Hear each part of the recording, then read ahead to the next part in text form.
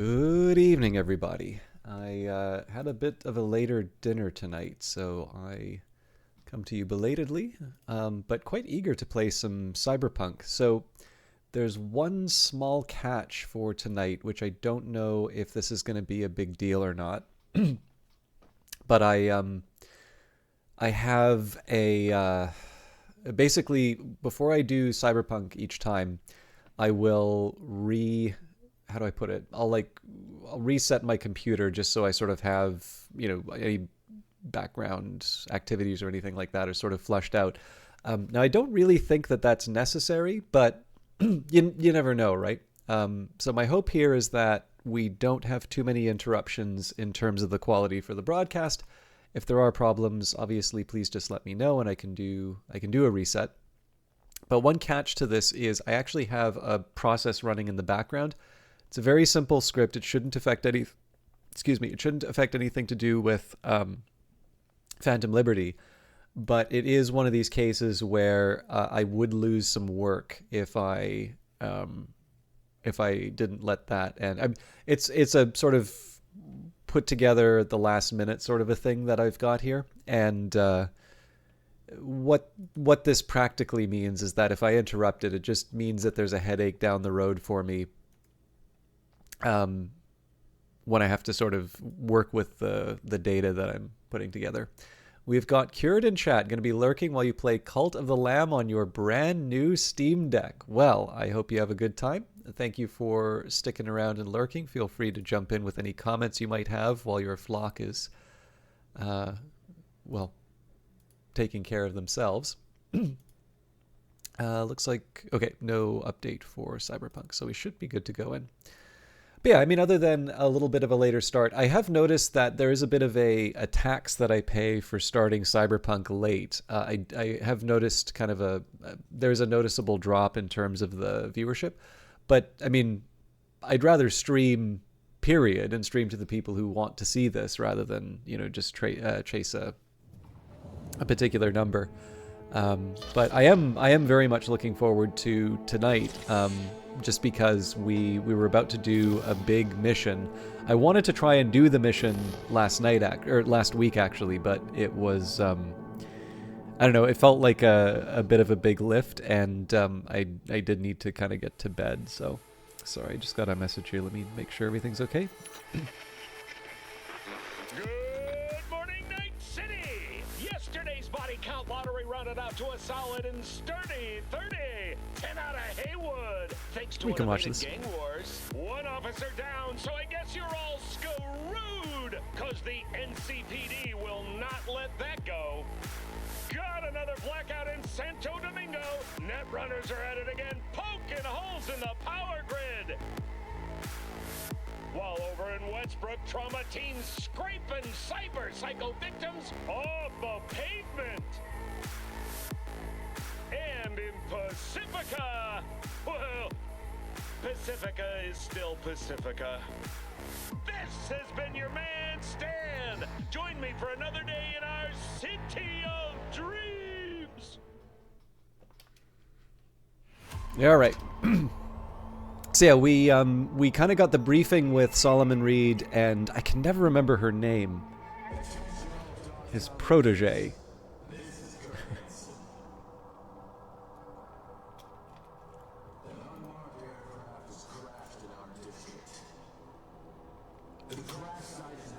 No, Somi, this milady. Alex.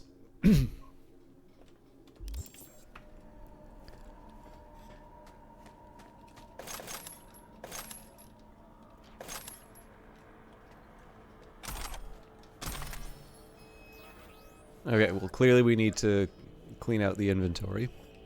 Shopping list. Saggy active Z KIA. Orange active Slider MIA. Uma MIA. Ladybug KIA.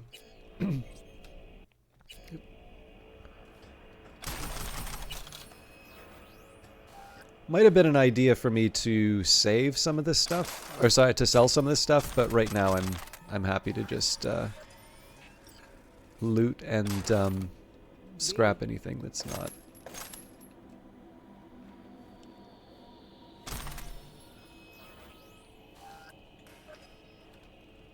I'll basically scrap anything that isn't a like a high quality um, item. That's probably the best way to handle this.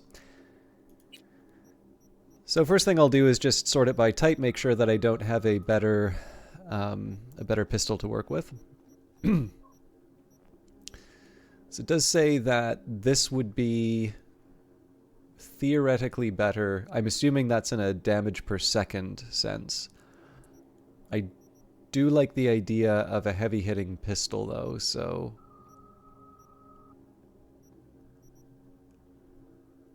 yeah, again, the fact that these ones wind up sort of cutting the value in half sort of disqualifies it in my view. So what we're going to do, I'm going to scrap anything that's basically not orange for the pistols. And I might need to refine that as we go by, but I'm going to start with that for now. Assault rifle is going to be sort of a similar story. We'll just see what's on the list. I'm going to be very surprised if we just have the one assault rifle. There we go.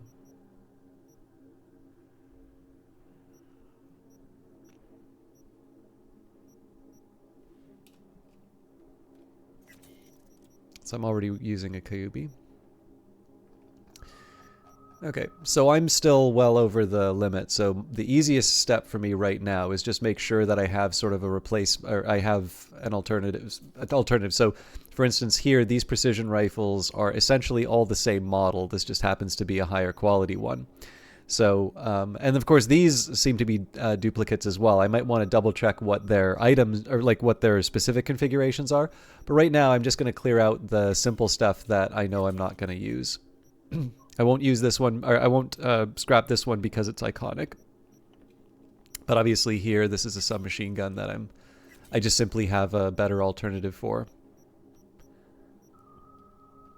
And the main focus of this is really just to like clear out the obvious stuff. So if I want to wind up selling some of this, which to be honest with the oranges, I'm going to guess I'm probably going to want to scrap those just so I can have more like more of the components. But as you can see here, we've already brought ourselves well below the requirement. And what I'll probably do at some point is stop by my own stash just so I can drop off some of these iconic items, because there's a fairly large amount of weight that is just me carrying around items that I'm never going to use, but I don't necessarily want to scrap. Okay. I think I prefer the non-lethal weapon. I mean, I do have my fists, it's worth remembering, but I'm not quite convinced that's the... this interests me. Okay, so cannot be installed on a lower tier, so I actually need a better deck. Interesting. I think I've already spent... Well, I do have some cash. Yeah, let's,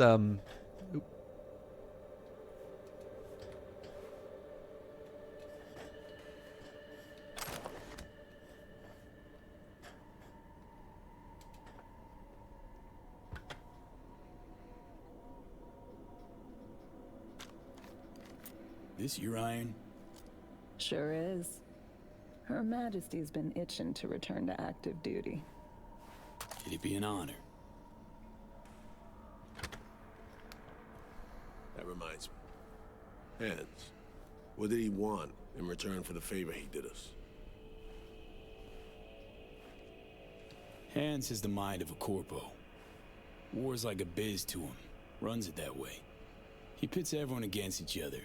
By the time they realize they're all fighting on his behalf, it'll be too late. Politics. It's the same shit wherever you go. You know, if not for you, we'd have no way of getting into the Black Sapphire reaching Sonberg. It's good to have you on our side. I mean that, V. Just give me one quick second here. I want to see... I think we've already hit our equilibrium point on these, but I want to see if I can maybe...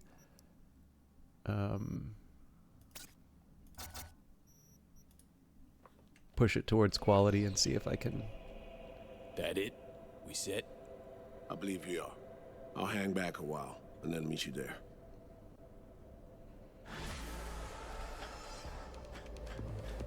Place stinks of memories, huh? A little dusty, but well preserved. What are we gonna do with it once I'm on the Riviera? Gonna lock yourself in here, fondle all this old dead tech till your balls shrivel up? Burn it to the ground's what we'll do. And never come back. I do kind of like listening in on the extra details. Okay, so Her Majesty, slightly lower attack speed, higher damage, lower effective range, and weapon handling.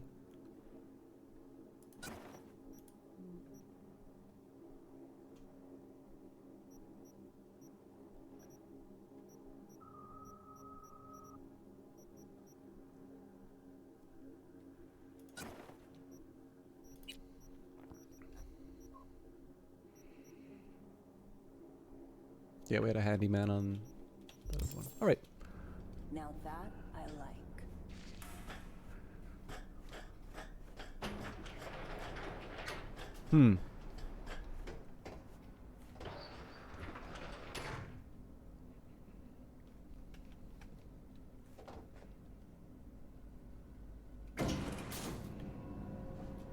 I don't think this is where I'm supposed to be going.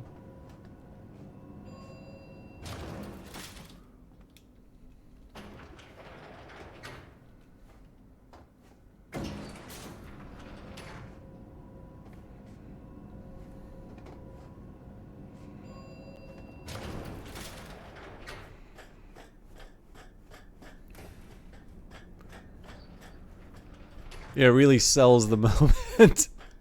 Hey guys, sorry, I forgot something.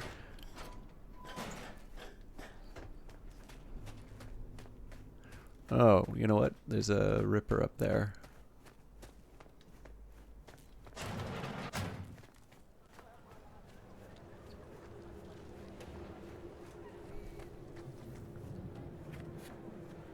Just gonna see if I can get myself a better deck. Alright. So I don't think it's too bad, but I'm also not noticing... I don't know. I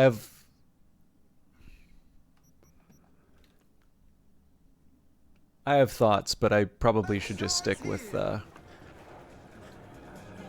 what was working before. Sup, compadre?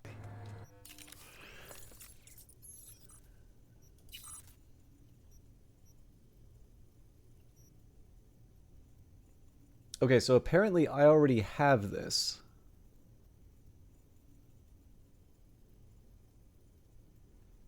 Unless I'm missing something.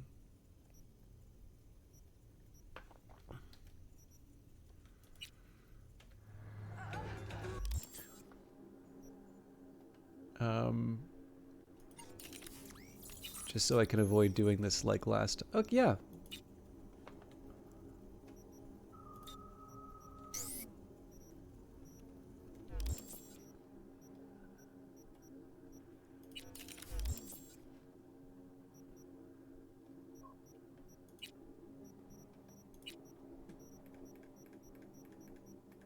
This is what I wanted to do.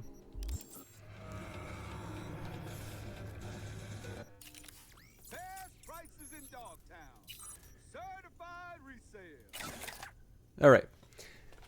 Now, if I want, I can actually try and see if I have any other upgrades. So this is NetDriver Mark 1.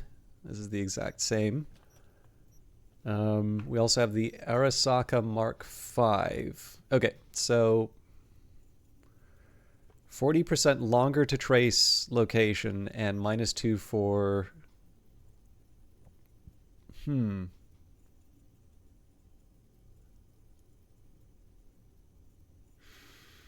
I'm not gonna lie, I actually much prefer this one. It'll basically clean me out. Okay, so allows you to perform quick hacks on enemies and devices while scanning. Isn't that the same? That's the same as anything. Yeah. Lower traceability for quick hacks uploaded through cameras. Enemies take 40% longer to trace your location. -2 RAM cost for covert quick hacks. -50% RAM cost for device and vehicle quick hacks. Combat quick hacks uploaded through devices gain 15% damage and 20 duration. And then Um,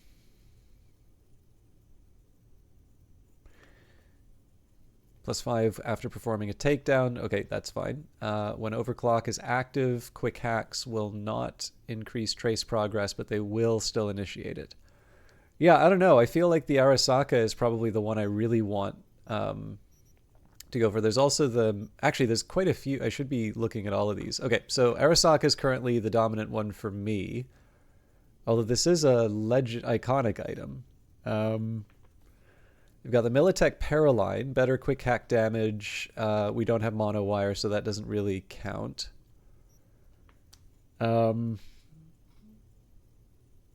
Better spread. Yeah, I don't know. I feel if I was going to go for one of them, I would probably go for the Arasaka. But I guess the question is, do I really want to clean myself out for something where I don't know, like this is good enough for me now, I think. Okay, so I've got the X disc. Right now I just want to see, like, do I have realistic improvements? Now this definitely fits that bill.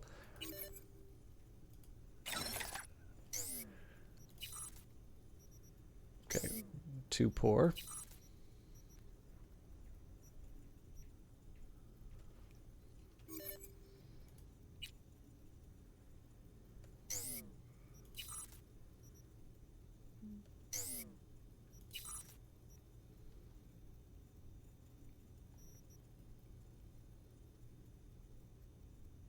Not the most important one for me to be working with right now, but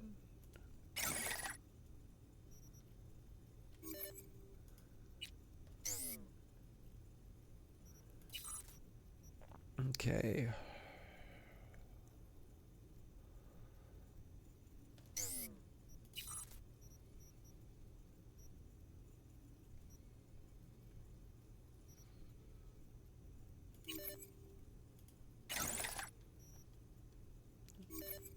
Again, I'm just going for the easy upgrades to the higher level systems. There's gonna be like an upper limit in terms of how much I can do this, but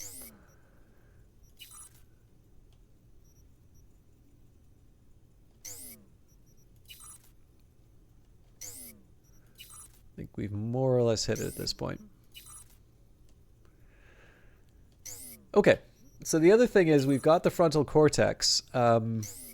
So what I want to look at now, we have a few items. So there's some basic stuff that I can just plug in without any real worry. So for instance, we've got the dense marrow here, and we've got the parabellum. For the nervous system, I can get better movement speed when entering combat. That's actually for both of them, although this adrenaline converter is better in terms of the headshot damage. Proxy shield. Yeah, I don't need to worry so much about that. Circulatory system. I've got multiple blood pumps. Interesting.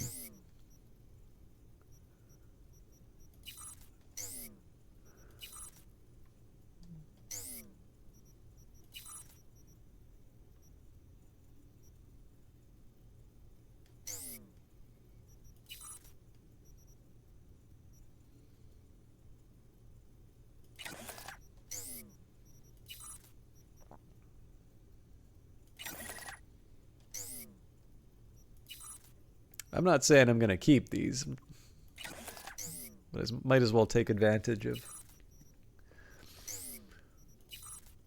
the opportunity.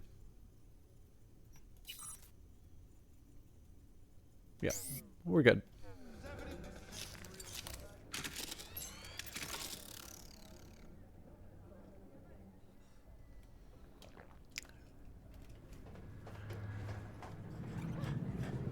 Oh, I should probably equip my cyberware, huh?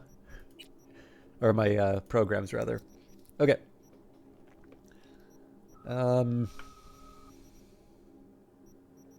Definitely want system collapse.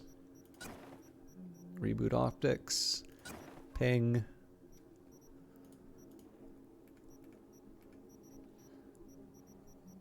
I think the order kind of matters.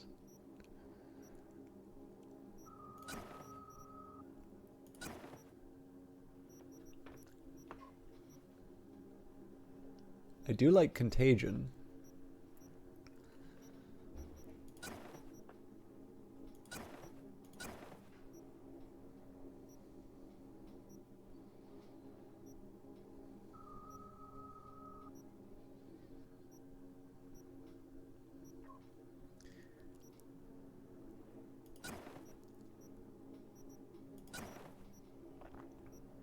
Maybe Memory Wipe.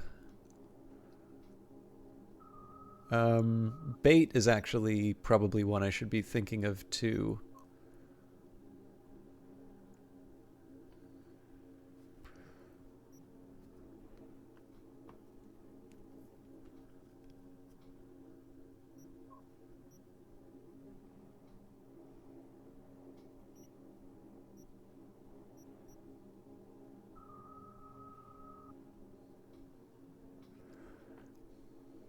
Yeah, I don't know.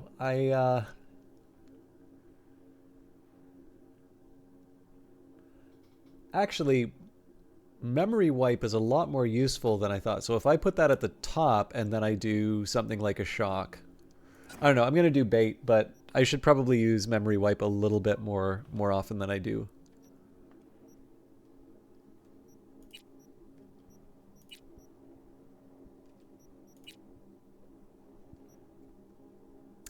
Am I finally?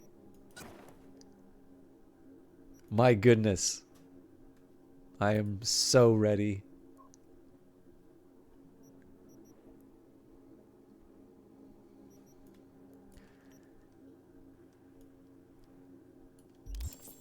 All right.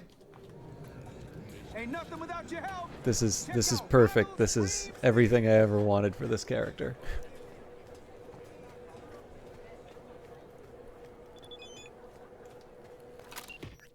Take good care of Her Majesty. You won't find a more reliable gun than her. Sure as hell saved my ass more than once. Be ashamed to deny her another tour of duty.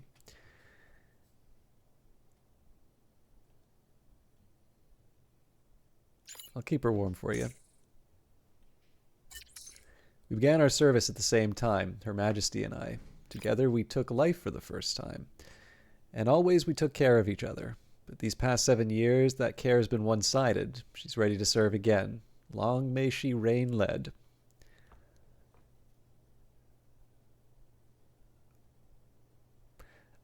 I kind of want to say this, but I don't want to be mean, so first life you took sticks with you, doesn't it? Still remember mine. I was 18 on my first mission. The guy stepped in my path, a random thug. Reed told me then, don't see him as a person, but as an obstacle that must be overcome. And that was that. You? What about your first? Arasaka Sales Department, 27, divorced, 1 kid. Caught him spying for Petrochem. He slipped in the shower. I got a promotion, a new desk, and the promise that I won't have to dirty my hands again for a while.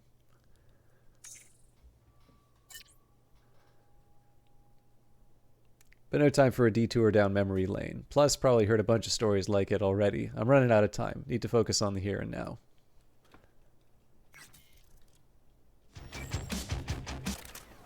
I did send that, right?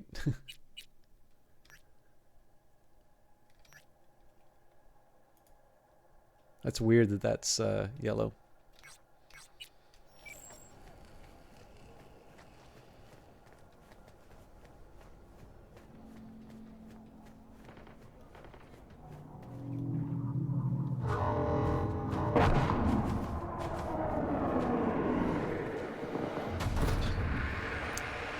So as tempted as I am to do another theft mission, I'm going to stay focused on the main quest, especially given that it is the title of the broadcast.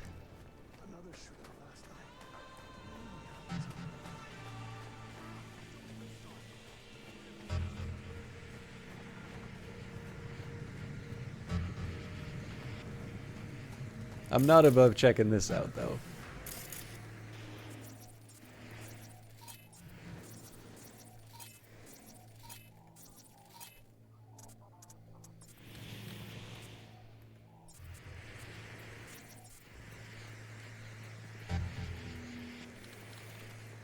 I can clearly see them! Alright.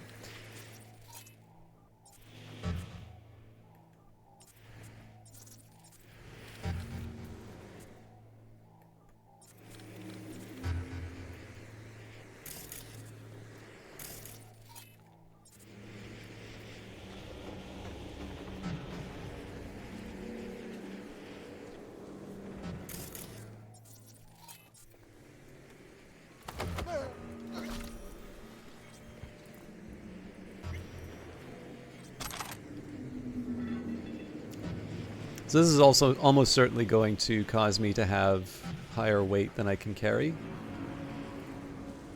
I should be generally okay.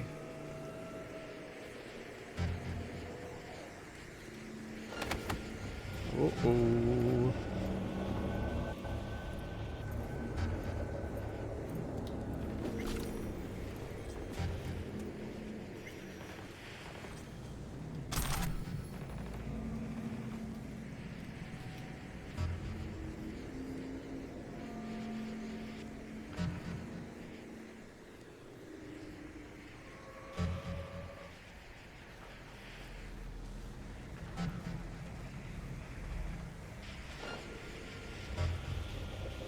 You see nothing.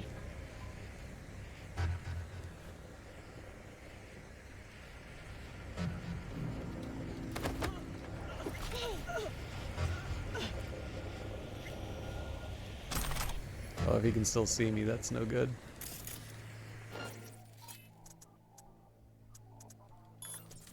Playing hide and seek? Grow the fuck up.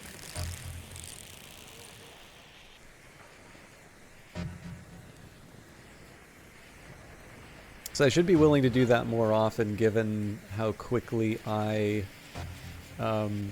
restore RAM. Go?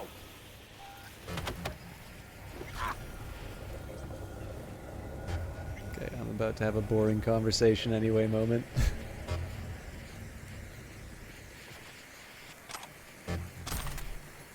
Come out wherever you are.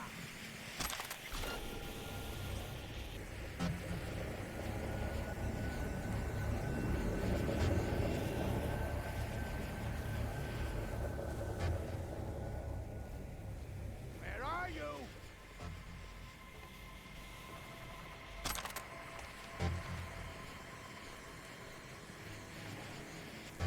Maybe a little early for this.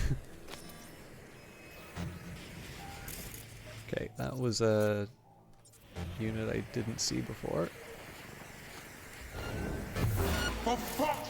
Well, nuts.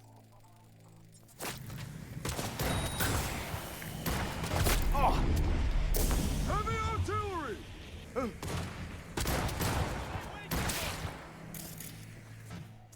Should have tried the contagion on someone I wasn't immediately going to take out. First, I'll cut off your fingers.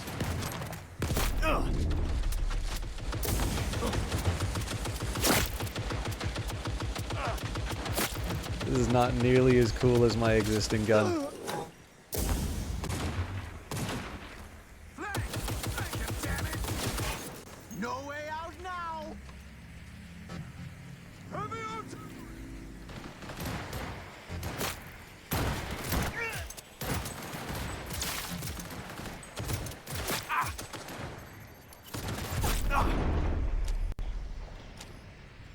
Blow you to pieces!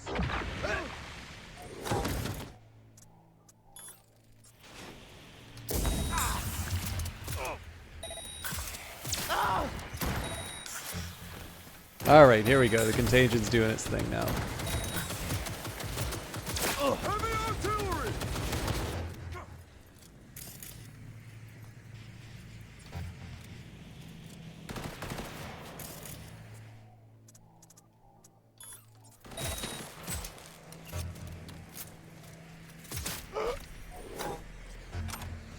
So yeah, obviously super messy, but gave me a nice little introduction to a lot of the toys I'm going to be using on this mission.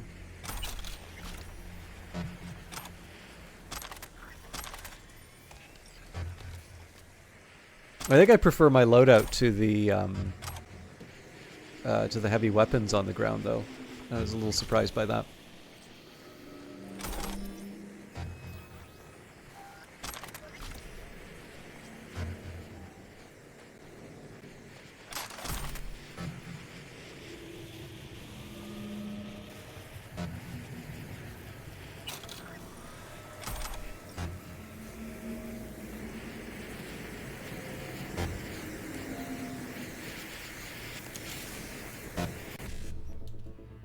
Okay, E955, E97A.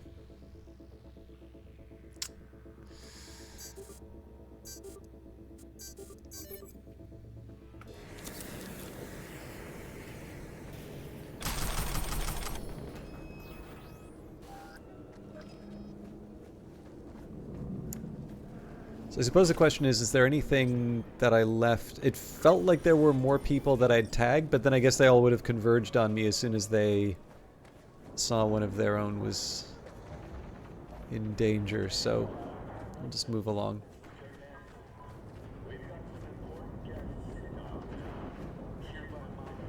My preference obviously would have been to do that quietly, but I was also a little impatient. I noticed even today at work, so as a perfectly fine day at work, I got to try something sort of new. I'm getting a few ideas and maybe some things that I can do to to help out. But after that, I kind of know why, but basically I did feel pretty fatigued, and that hasn't quite changed. So I am feeling a little, I don't know, I'm basically just feeling a little, how do I put it, a little out of sorts.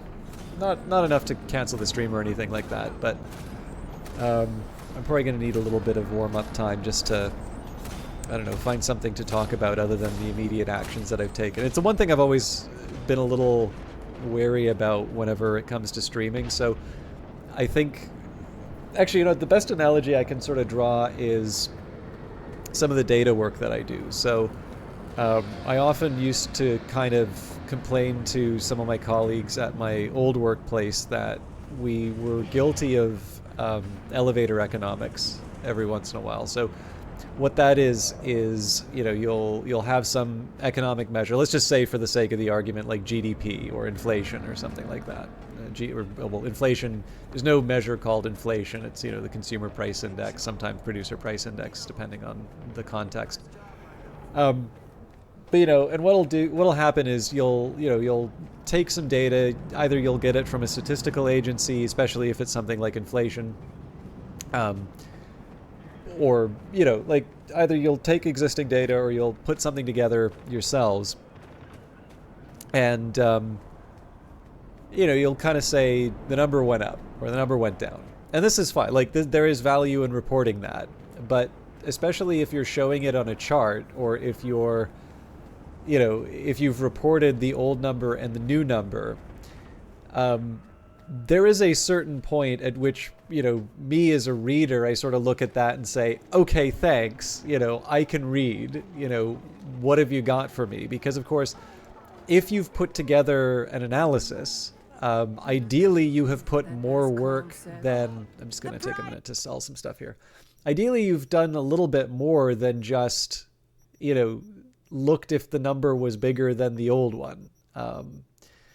Now, I think sometimes maybe that's asking a little too much, and for some people that might actually be the heavy lift. But I don't know. In general, the hope is that people are putting a bit more into the work that they're doing. So with that in mind, I feel there's like a streaming equivalent to that, where I know, like the parody version of it would be to say it's like, and I clicked the left mouse button to fire the weapon, and I was firing that weapon to try and get a headshot at that guy and kill that guy. And of course, you can see the screen. You know full well what happened. But that again, that's the ridiculous version of that. The slightly more frequent version would just be maybe stating something that's obvious or something that's, again, present on the screen, not really adding any additional material to it. And I mean, again, sometimes you work with what you've been given, right?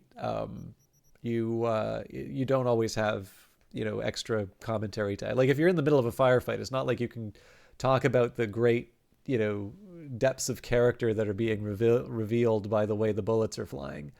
But yeah, it's one of these things where I notice in my worst moments, I do tend to revert to that. So it's something I sometimes need to suppress when I'm tired. All right, Abydos Classic. Some things should never change. Abydos King Size. Sometimes only a king can satisfy. Brosifale, an ale of a beer. I still do not know the differences between ales and lagers, but there you have it. Fuck it, have a lager. Carisco? Alcohol. No bullshit.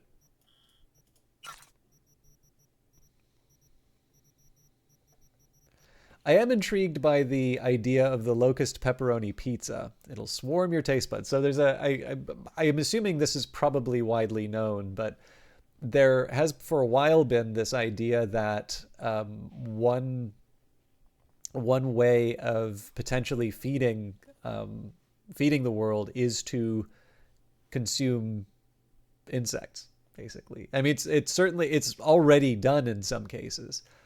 But the idea that that's something that we generally don't associate with, the kinds of areas we live in, right? The kinds of area that Cyberpunk is set. So there's quite a bit that's revealed by that. And I remember a while it was kind of annoying. There was this big thing where it felt like on social media, there were a bunch of people talking about, eating bugs. That was the big thing. And it was almost this effort to convince people of it. And I kind of got this impression that it's sort of like, it's this weird form of virtue signaling where, you're simultaneously showing how edgy you are about your willingness to eat the bugs while also, how environmentally conscious and how much more pure you are than the people who won't eat the bugs. But I think that certainly Cyberpunk predated that. So, but still, it's a nice little revelation. And of course, the thing is, for this, it's normal and not necessarily considered a bad thing. So far as I can tell, there are people who have no problem. Like it's to us, it's a little bit stranger. But I'm probably not brave enough to try eating a locust. I will settle for pepperoni. Pitoro, cheap, but it could cost you a new pair of eyes. Tequila Especial. Savor that silky agave punch. All right, I think that's it. Your owner just used it on weekends, cruising around North Oak.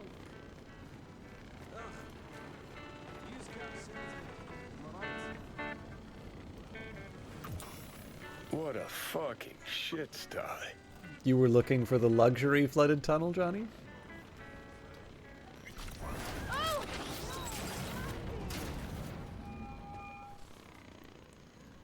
Reed, you copy? Made it to the hallway. Copy you loud and clear. I'm in position too. Let's take a minute here. All right, enter the flooded tunnels. Nothing's impossible, huh? Not only you managed to get Mr. Hands to help you, but you even got old Solomon Reed to confide in you. You're on a hot streak, V. Seems that even breaking into the best guarded fortress in Dogtown, and maybe even all of Night City, is actually possible. And if you do manage to get Songbird out of there, you should consider buying a bunch of scratch tickets, because Lady Luck is clearly on your side.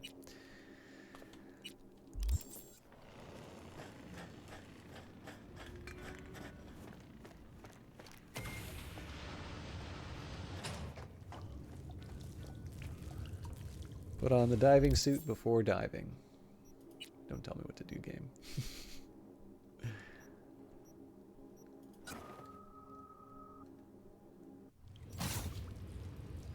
That's interesting. I'm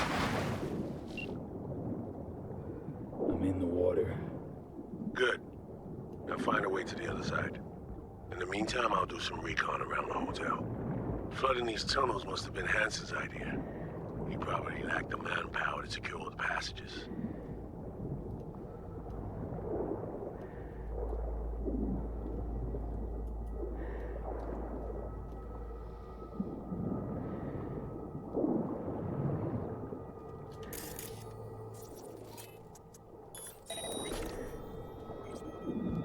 So, a slight preference I have in-game is to actually detonate these things because I found a breach in their defenses. I should be inside momentarily. Out. I tried disabling one and then it kind of blew up on me. But if I were in this tunnel, I would not want to be blowing things up. So I'll try and run it.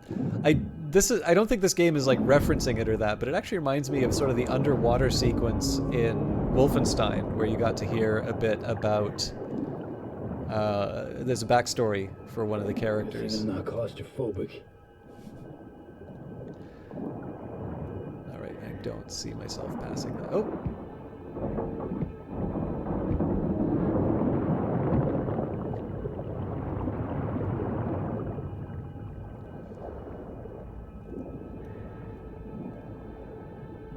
I figured out the patrol routes. Got them down. Set myself a safe path through and past them.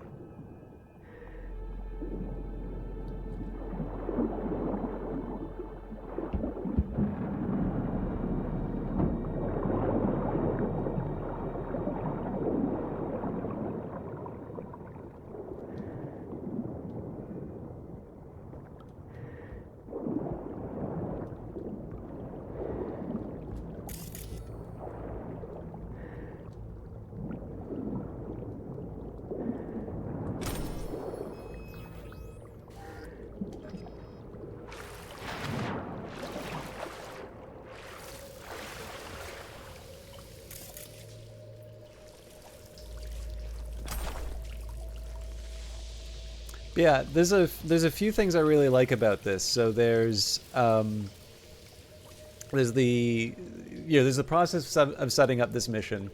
There's the briefing, which kind of does this nice job of building up a sense of anticipation in that. And then again, because this is sort of a spy story set in the cyberpunk world, I think there is something kind of neat about being able to put on the go to the spot, put on the diving suit, go in. Like right now, a lot of this is really just kind of taking a look around the area. People use the term walking simulator too much, but I mean, this is kind of the walking simulator part of it. But they've done such a good job of sort of building up the anticipation around this particular mission that to me, it's really neat.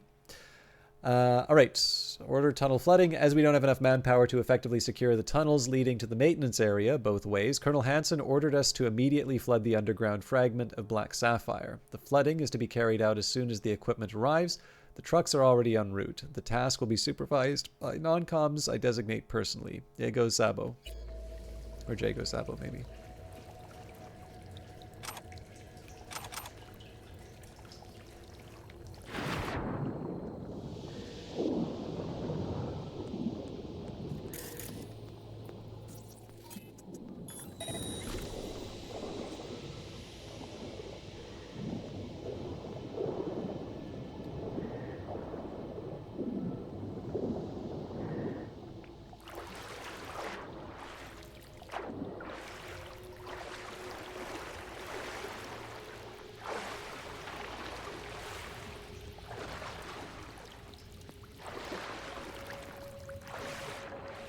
Okay, clearly I got turned around.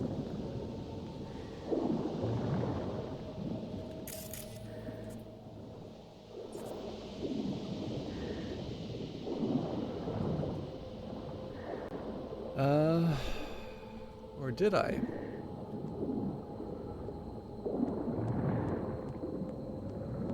Red cords were the guide.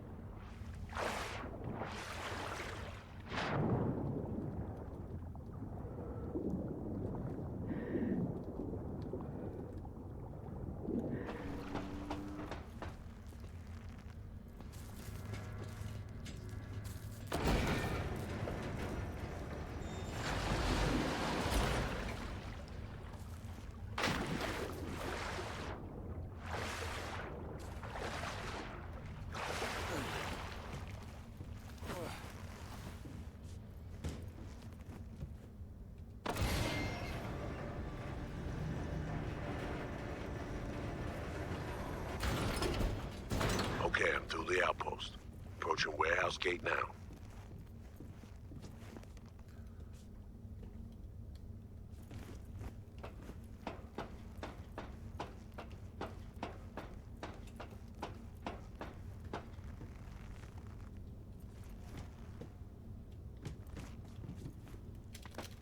Oops. Sure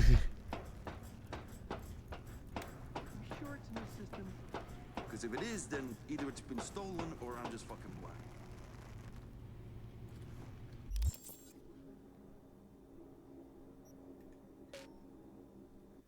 Interesting. V, you still there? Sure am. I'm at the warehouse gate. You'll need to secure the area, crack it open from the other side. Okay, there's somebody staring at me. Don't have the technical ability for that. Now I do have the option of system crashing him, but right now I just want to get eyes on everybody.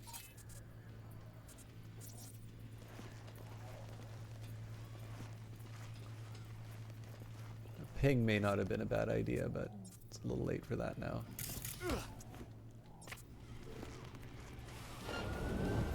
Well, crap.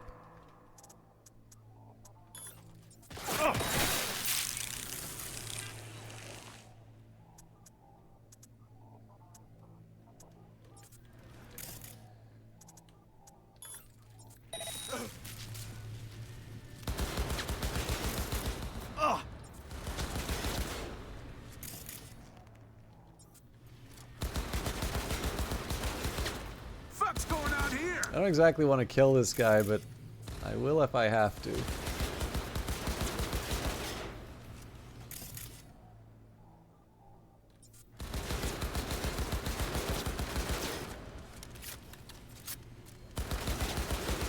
Shit's fucked up!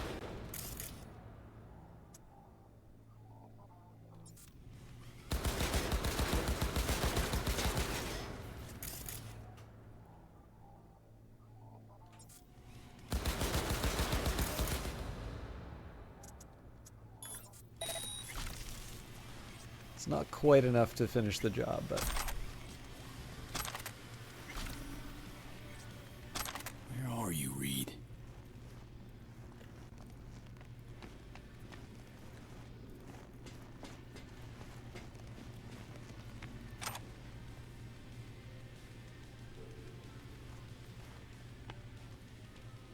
can't I steal from it first?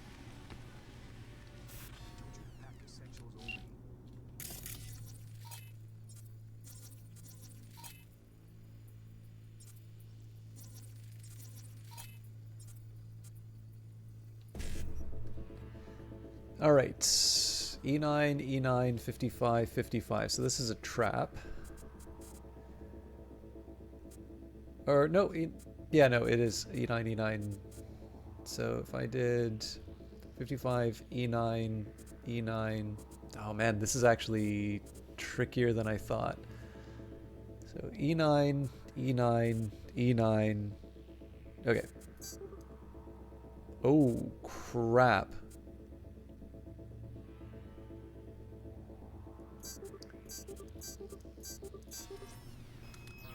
Didn't quite appreciate. God damn it. We gotta split before dawn.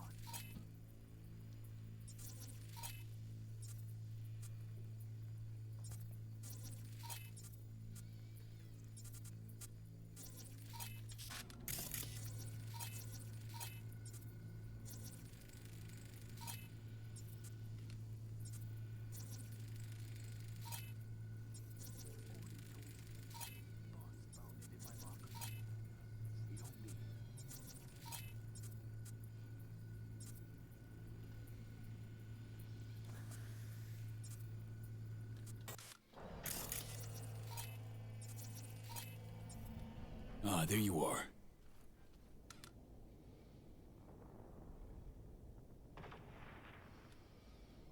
What's the sitch? See a gate? 2 guards. Don't worry about them. Jimmy, open that gate.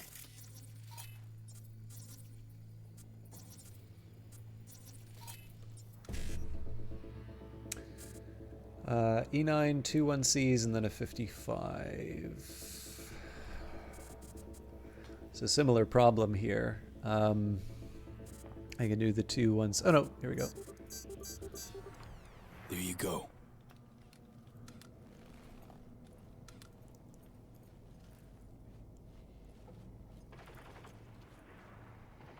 I've acquired elevator access. Go right to the top. Get moving. I'll meet you there. Roger that. Did you spot any?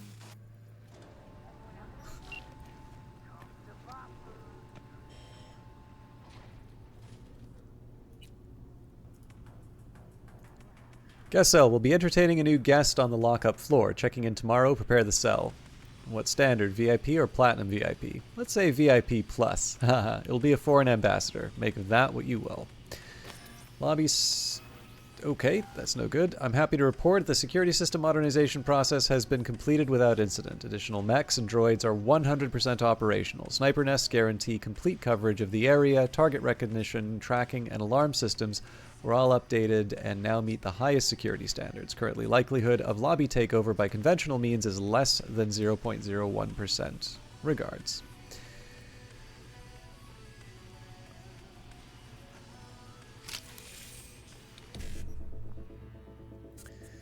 Okay, I need 7A, 1C, and then 2 7As. So 7A, 1C, 7A, 7A. That's a trap because I can't get the BD, so 7A, 1C,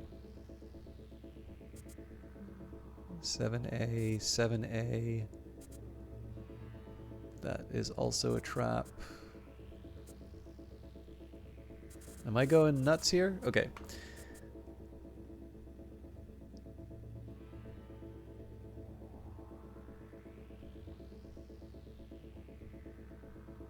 Okay, so 7A, 1C, 55, but then I don't have a 7A to move to.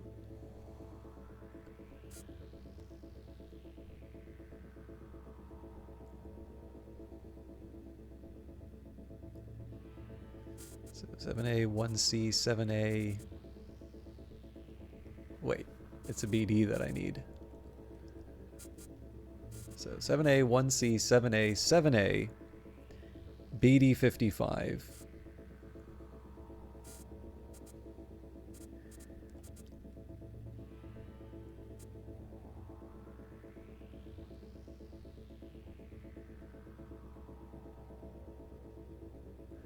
Alright, I'm too... Whoa! I didn't mean to do that.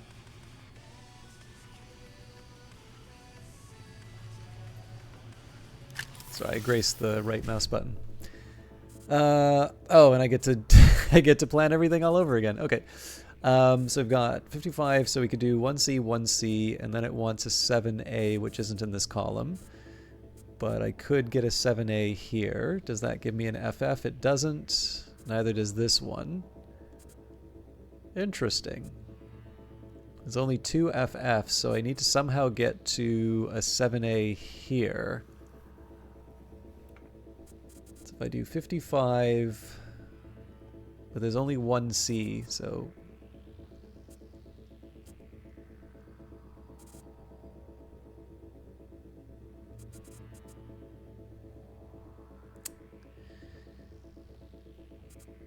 So I did BD... 55, 1C, 1C. It's still not enough.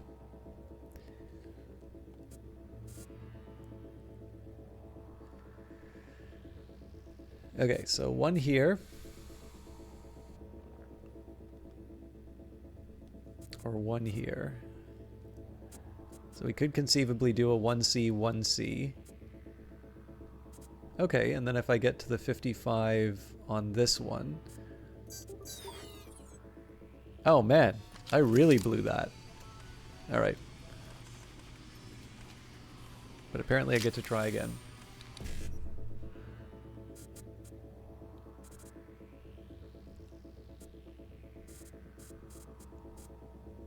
I think I have a smaller buffer on this than I appreciated. Okay.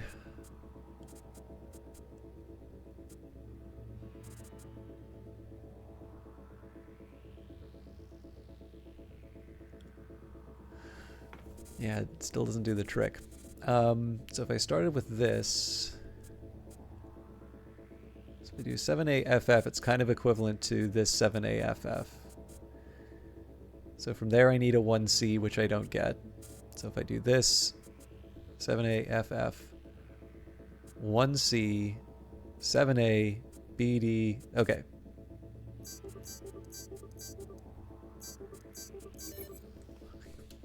The game took mercy, had mercy on me. Not even really sure what that accomplished, but I'm happy about it.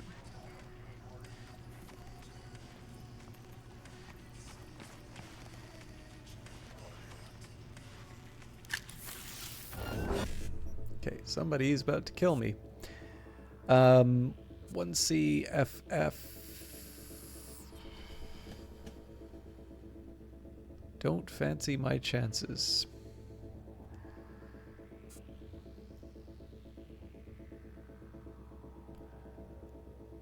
So I do the 7A 1C55.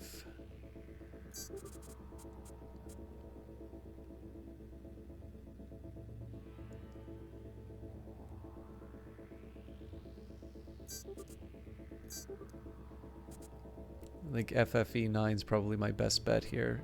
Let me just see. So 1CFF, maybe? Didn't really plan this.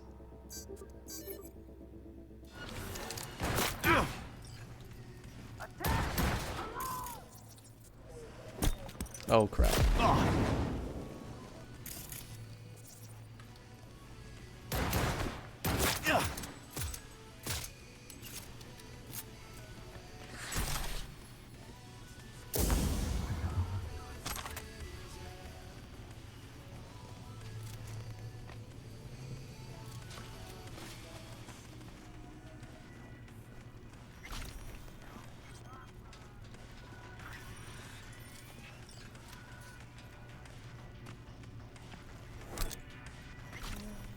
I'll confess I'm a little unsure about how that guy, like maybe he came in as part of the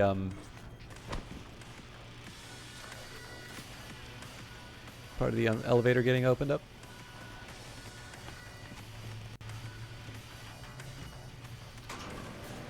Stay sharp. We're in the wolf's den now. You scared of him? Hanson, the man's repeatedly told both the NUSA and Night City to go fuck themselves. He should have been put down long ago. Instead, he rules this entire district. So you are scared. This is Hanson's turf. He has the upper hand. It's just a fact that needs accepted. Does it mean I'm shaking at the knees? Hell no.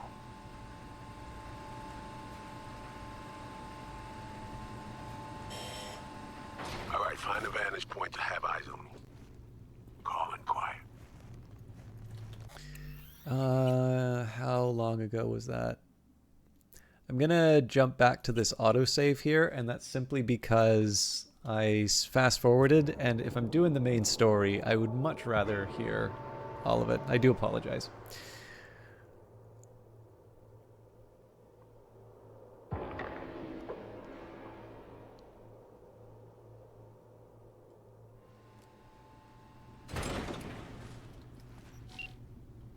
Oh, I get to do this fun again.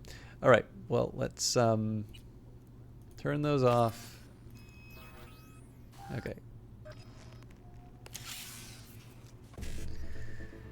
We have BD1C, BD1C, BD, 1C, 7A. Yeah, we can get a FF. So BD, 1C, BD, 1C, 7A, FF.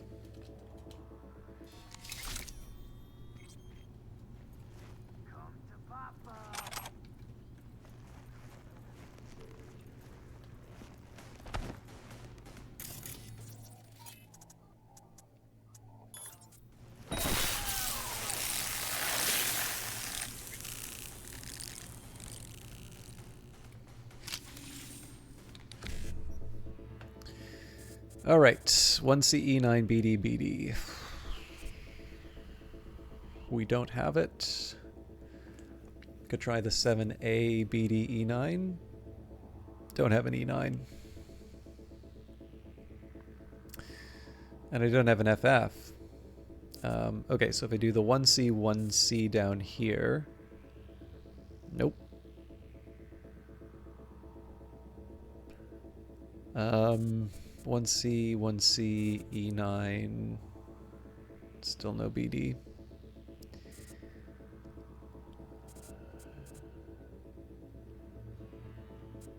This is the same. This has no E9.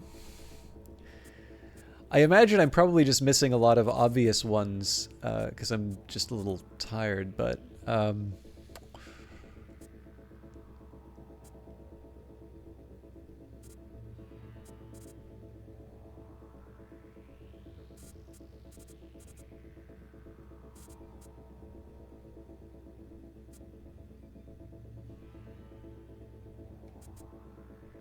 yeah, so there was an obvious one right there.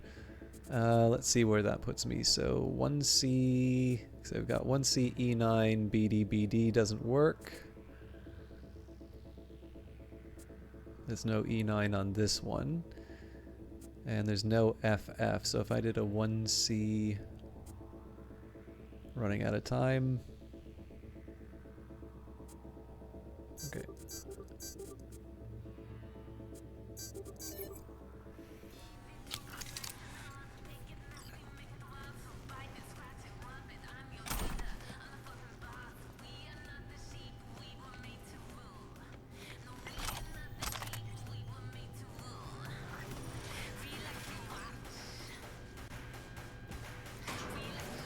Stay sharp.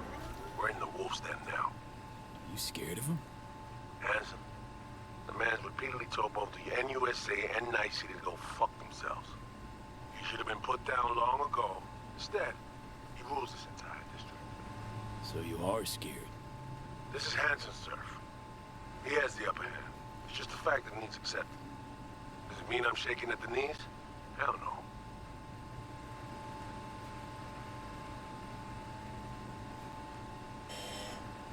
All right, find a vantage point to have eyes on me. Neutralize any and all threats. Calm and quiet. Okay, that wasn't much of a line that we missed, but fair enough. It's kind of the drawback of... So I've noted, I've always been complaining about the fact that C is skip dialogue, but they actually added a few more duplicated key bindings.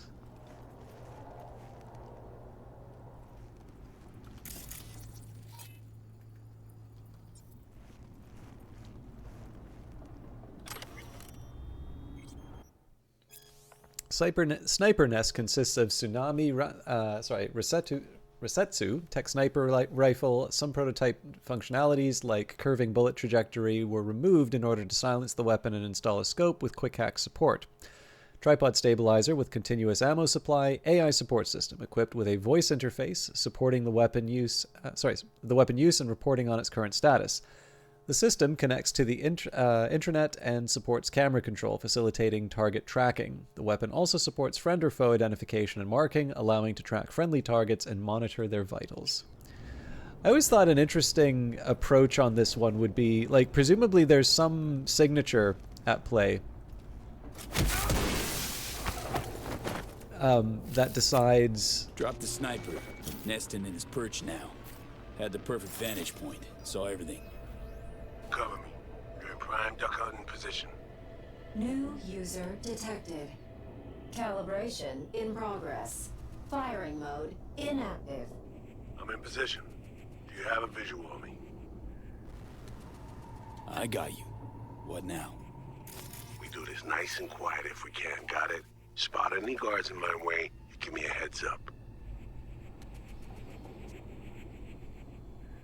Don't worry, boss. Rifle sports a silencer if it comes to that. Better look around. Got a mine just past the corner. Well spotted. I could have missed it. Healthy smattering of guards along your path. Copy that. We'll take them out one by one.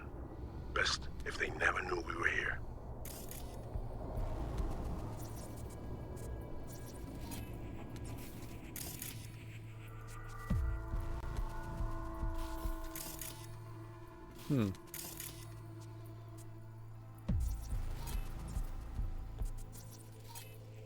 Cams galore here. Should have access once the sniper's nest completes calibration. Good. They could prove useful.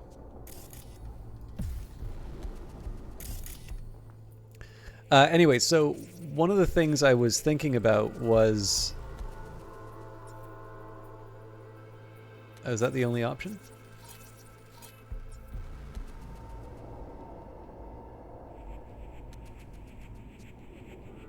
See the main elevator shaft. Too risky. There'll be sentries up top. Keep an eye on it, though.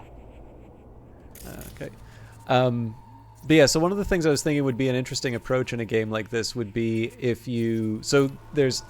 Is IFF? I can't remember what the name for it is, but basically, in the world of this game, presumably there is some way that people identify friendly or unfriendly individuals, right? There's a technology underlying the sniper's nest to make sure that you know who's on your side, and it would be an interesting hack to basically change the... See a bunch of containers. Could use them to get to your side. Yeah, see him too. Let me build that bridge. There's a service elevator nearby. We'll take that up. Gotta get there first, though. Cover me. Calibration complete. Firing mode active. Don't forget, hallway's mined. Besides that, the coast is clear. Understood. Moving out.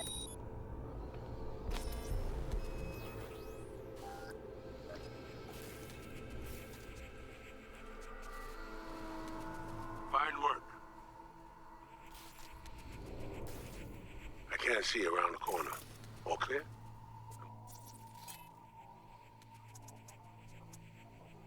Okay to move on?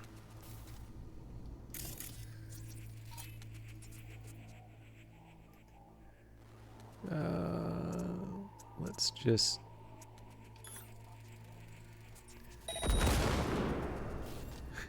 Subtle?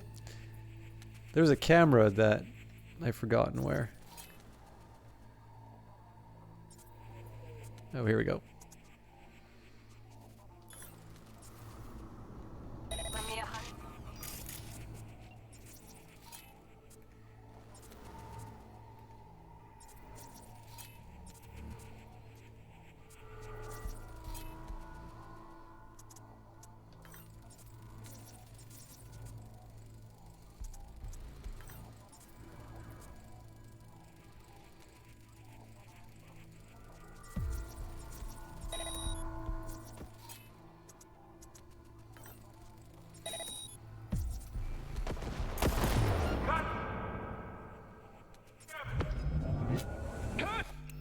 Okay.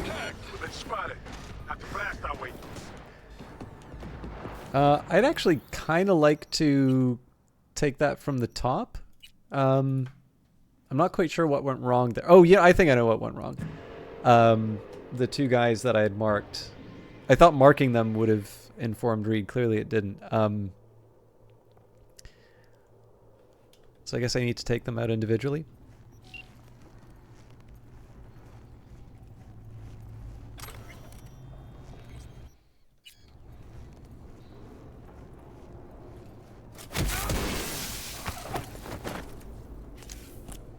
Dropped the sniper.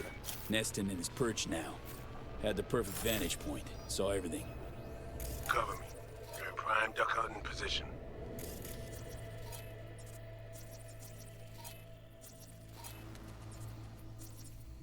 New user detected. Calibration in progress. Firing mode inactive.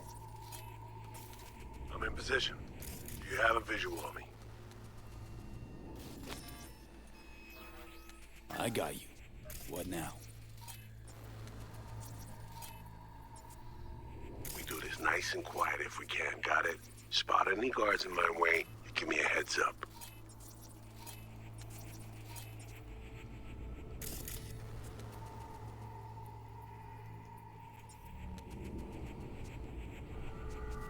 Don't worry, boss.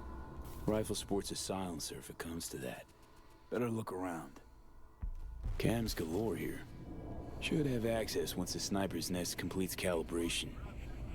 Good. They could prove useful. I've got eyes on the sniper, further down. He's not a threat yet. We'll deal with him later. Got a mine just past the corner. Well spotted. I could have missed it.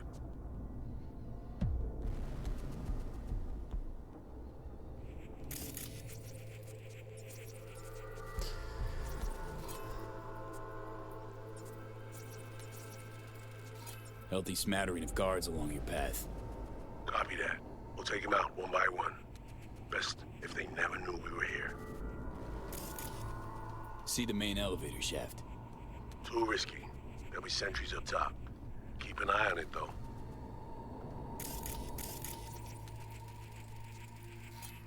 See a bunch of containers. Could use them to get to your side. Yeah, see him too. Let me build that bridge. There's a service elevator nearby. We'll take that up. Gotta get there first, though. Cover me. Calibration complete. Firing mode active.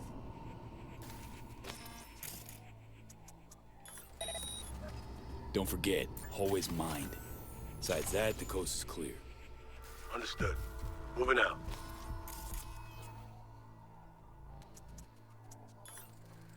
I'm gonna try and get those cameras before.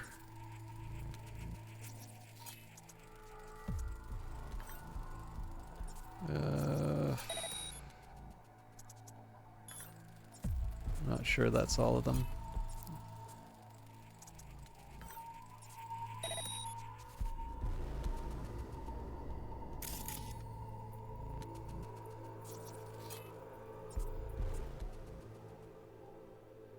Okay. I'm gonna leave the turrets alone for now, I think. It's probably easier if I just ping everyone.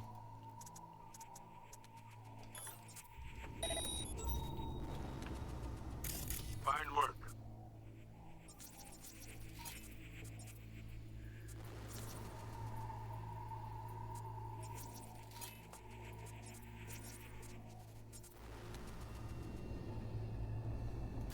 I can't see around the corner. All clear? Am I okay to move on?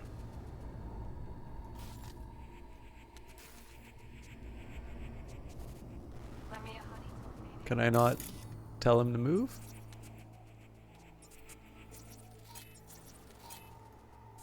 No can do, chica. I'm flat broke too. Patrol incoming. Copy that. Moving towards cover. Well, guess it's time for a little.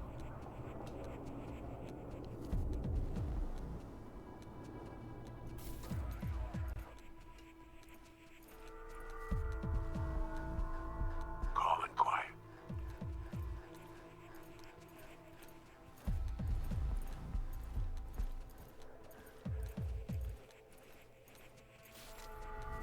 Moving out.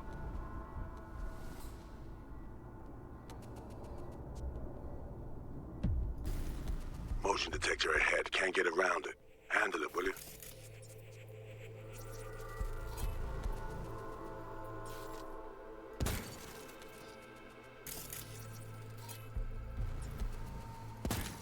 I was assuming shooting would be the answer.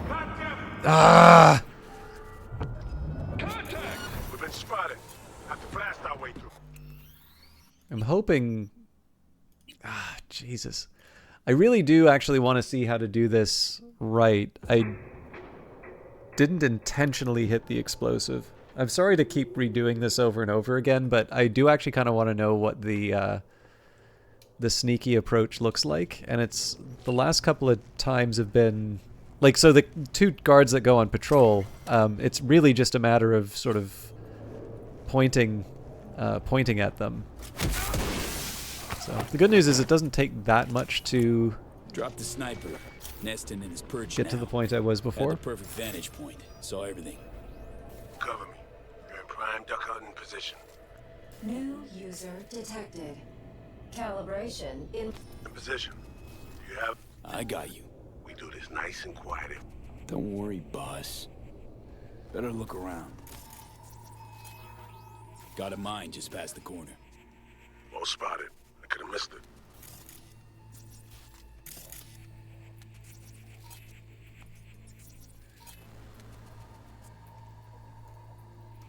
Healthy smattering of guards along your path.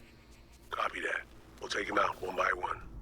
Best if they never knew we were here.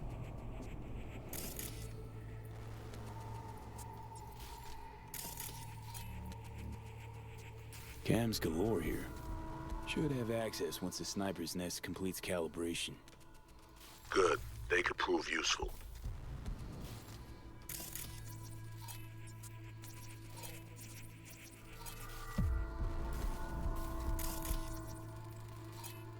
See the main elevator shaft. Too risky. There'll be sentries up top. Keep an eye on it, though.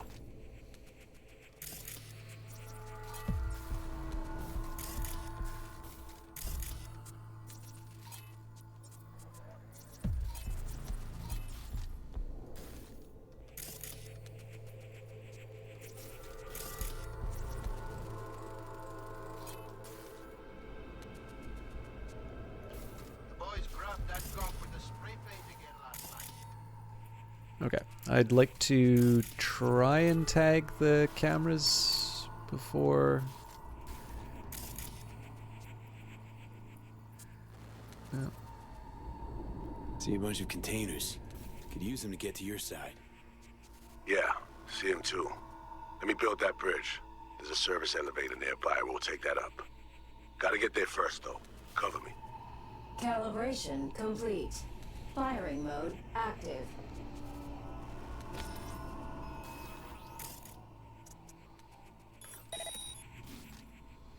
So I'm gonna do the whole camera thing now before telling him to go. And hopefully I don't need to get clever about it.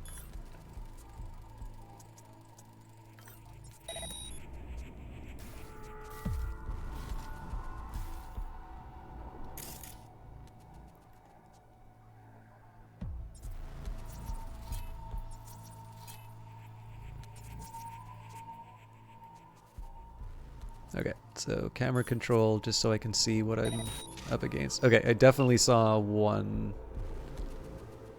I don't think I can look at it though. Oh, interesting. I can only take these one at a time. Good to know.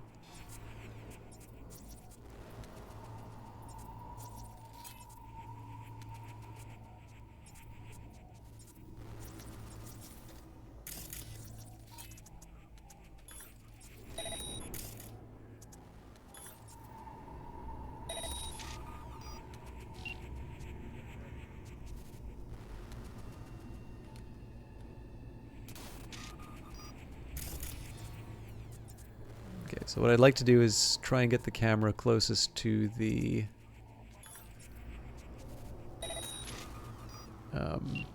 motion detector. Okay, so that doesn't feel like there's much I can do about that.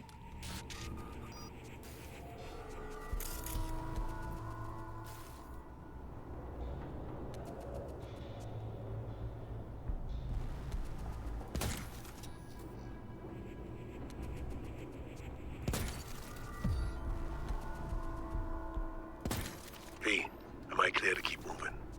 No! I want to see what the deal is with this gate.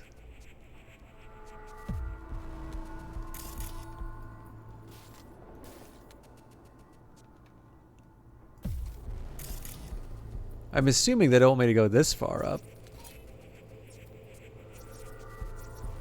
Okay, well... Don't forget, hallway's mined. Besides that, the coast is clear. Understood. Moving out.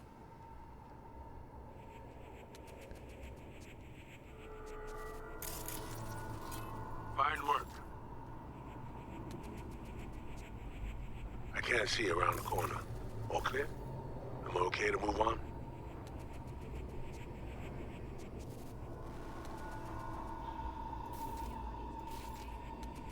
No can do, chica. Patrol incoming. Flat broke. Copy that. Moving towards cover.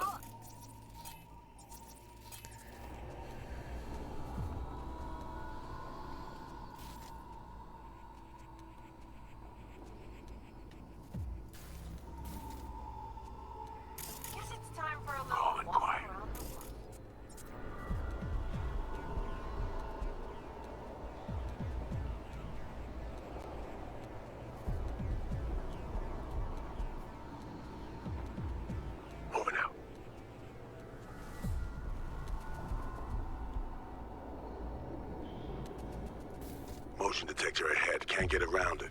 Handle it, will you?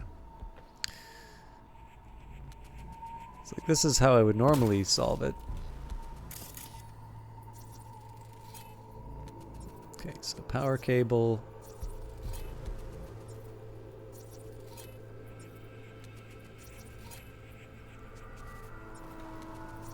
Generator. Got a visual. Kill it. Sensor disabled. Same idea. Good work. Just Proceeding forward. needed to go a little bit further. Surveillance system link established. I need an assist. You take the guard on the left. The one behind the wall's mine.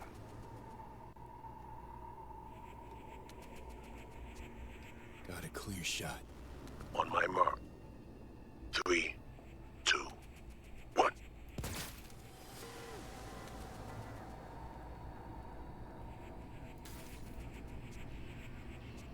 Good job. Let's keep moving. See, I do think this is a little more interesting than fighting the hordes, so...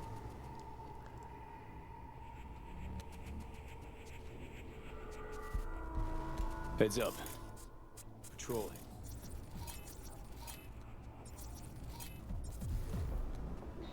Copy that. Moving towards cover.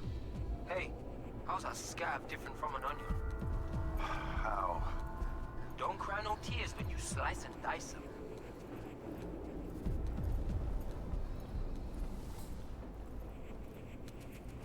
Moving out.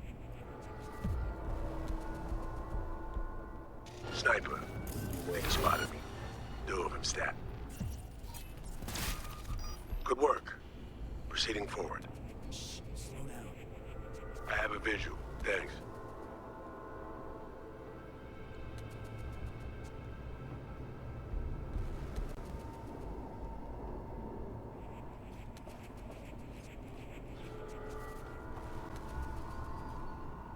So yeah, we detected that sniper before, but...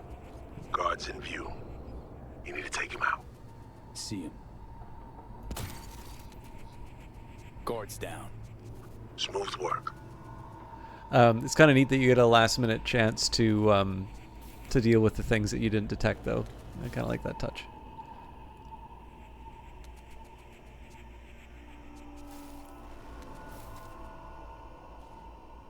Now, I thought there were some more guys around here. Oh, there we go.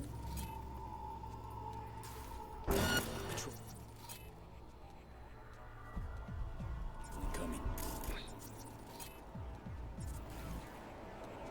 Got eyes on him. Or that's you. Let's go. The guards could have spotted me, V. I need you to deal with them before they're on me. Finish it, V. Clear. You can make your way to the bridge. We've been spotted. Have to blast our way. All right, well... Fuck! I got a few bogeys on my 6.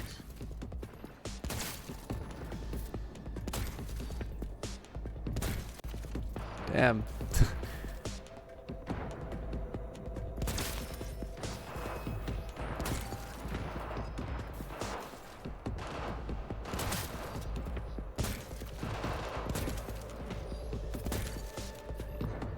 Unbelievable.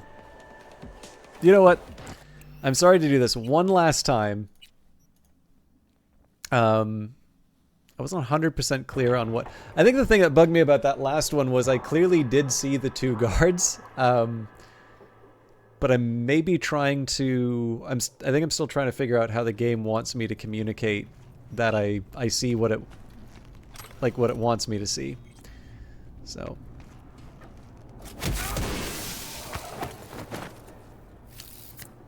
Drop the sniper. Nesting in his perch now. In position.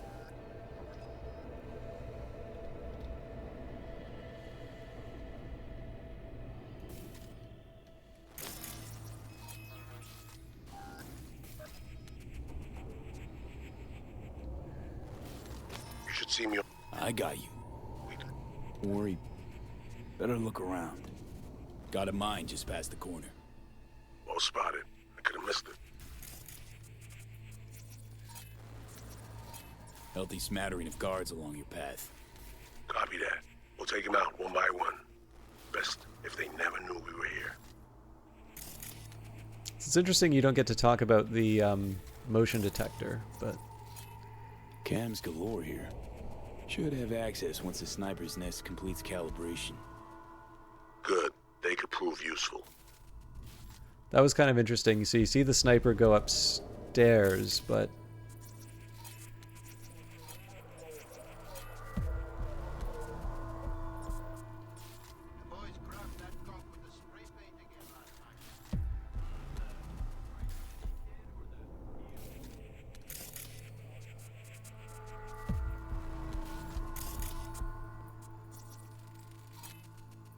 See the main elevator shaft.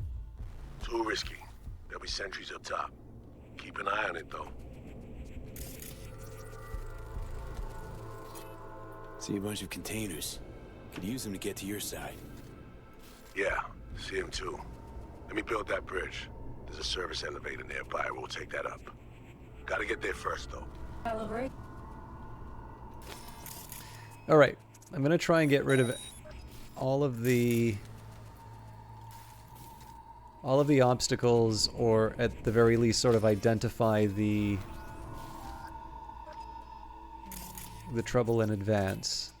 Now it seems like there's only so much the game wants to show me ahead of time, so I think that sniper very deliberately goes behind cover at a certain point, so that you get surprised by at least one thing.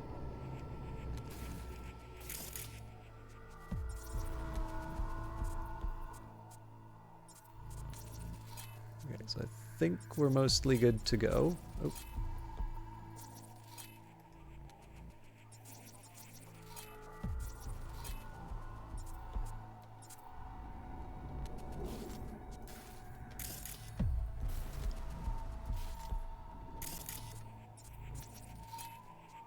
So it's tempting to break the chain, but I'm a little worried that's going to cause combat.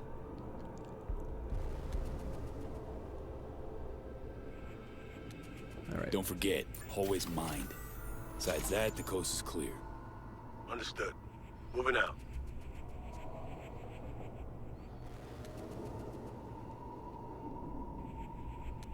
Fine work. I can't see around the corner. All clear? Am I okay to move on?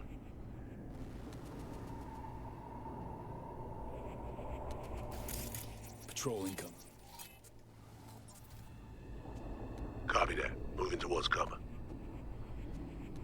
Lend me a honey till payday?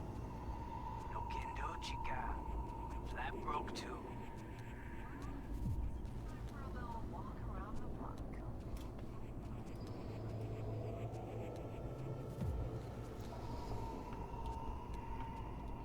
Calm and quiet.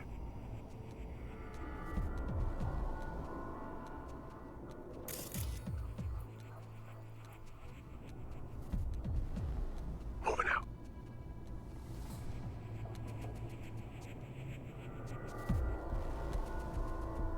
Motion detector ahead. Can't get around it.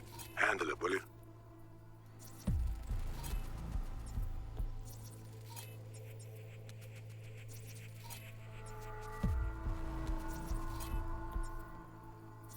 Generator.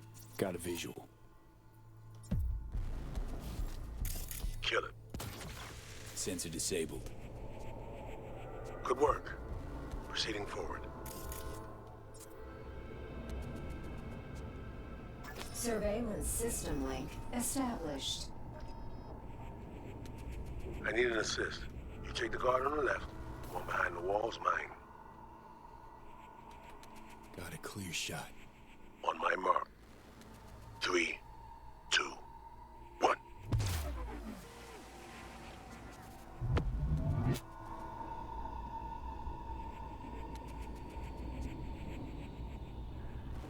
Good job. Let's keep moving.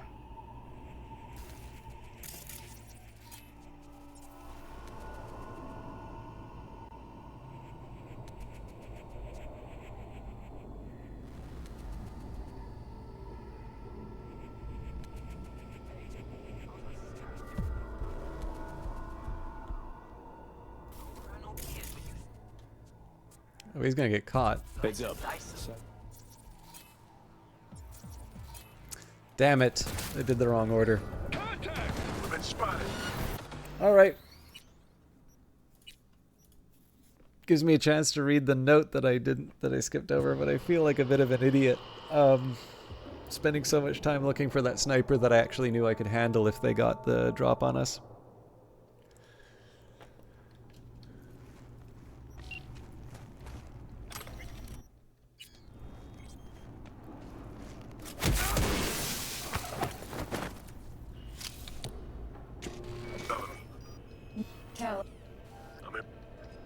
I got you. What now? You do it. Don't worry. Better look around. Got a mine just past the corner.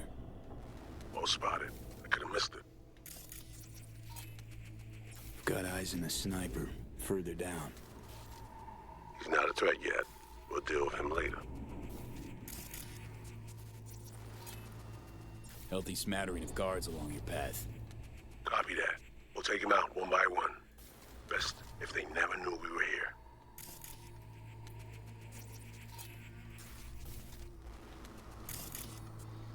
Alright, might as well tag up the people that I can.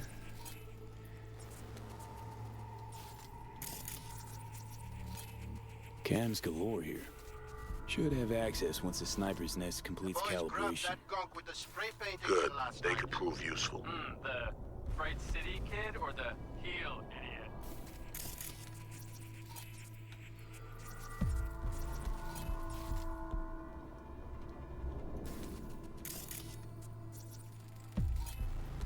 See the main elevator shaft. Too risky. See a bunch of containers. Yeah. I get there. Alright. Once more with feeling.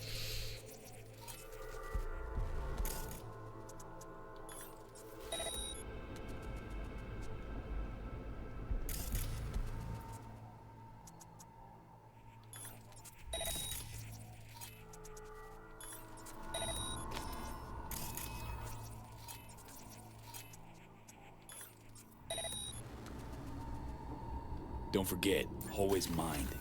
Besides that, the coast is clear. Understood. Moving.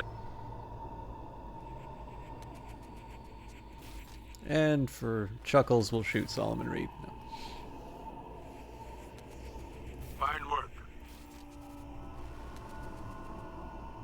I can't see around the corner. All clear? Am I okay to move on? Patrol incoming. Copy that. Moving towards cover.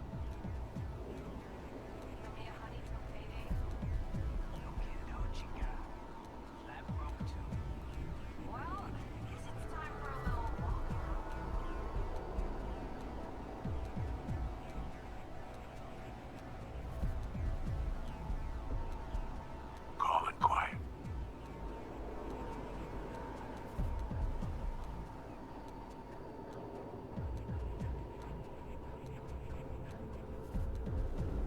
Moving out.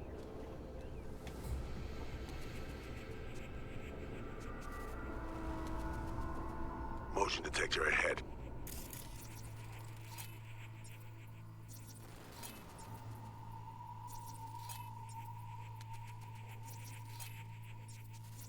Generator.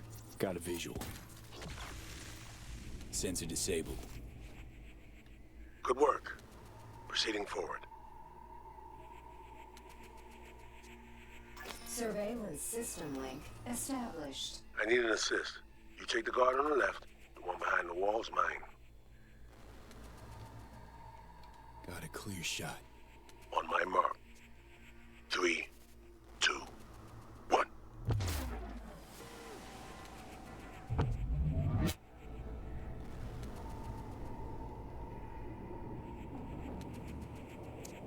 Good job.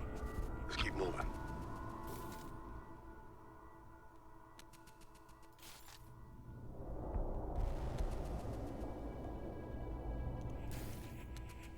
Heads up. Sizable patrol headed your way.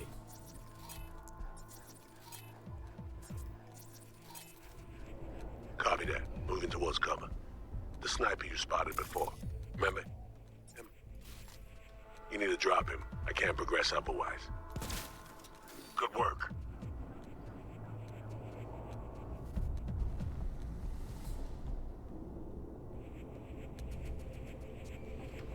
Yeah, it is kind of neat that the effort that you put into planning at the start is rewarded by sort of a heads up about what's coming up. Shh, slow down. I have a visual. Thanks.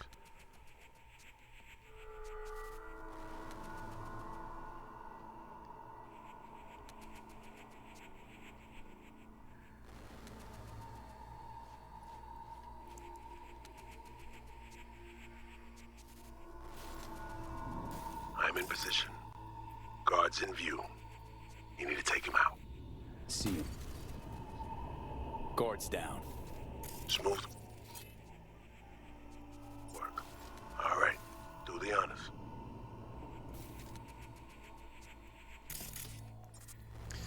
So all the people that were here before are not here. It's a bit of a worry.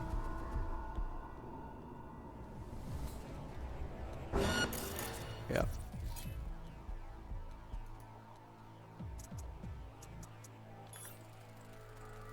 Should have done that on the other guy. Patrol incoming.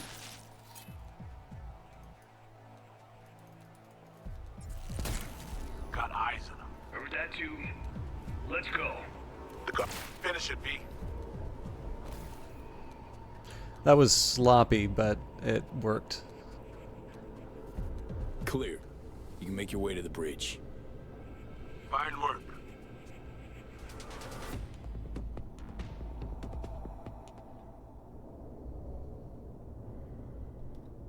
That might even be the way it's intended to go, I don't know.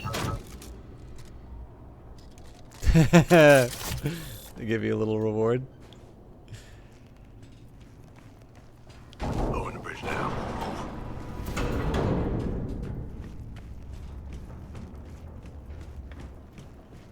So yeah, sorry about the Silky time that smooth took, work, but V. Well played. I'm impressed. Let's head to the elevator. Follow me.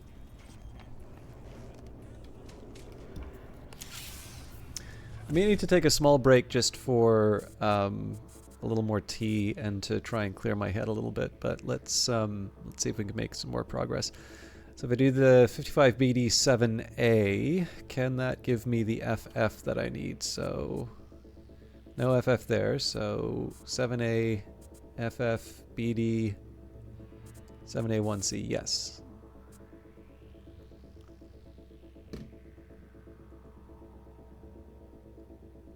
So 55, only one E9. 1C.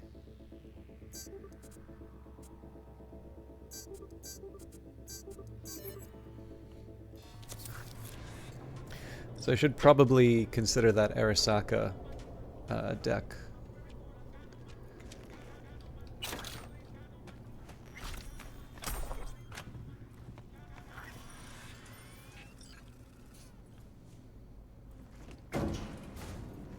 Almost there, V. Fucking finally. You're looking a little pale.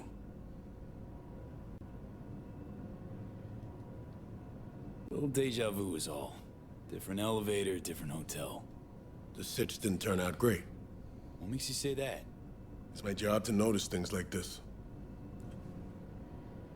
How many ops you been on? Ballpark. One of the number of years you've been around. But right now, we're crashing the party of a bad boy dictator, while aiming to walk out with his prized possession.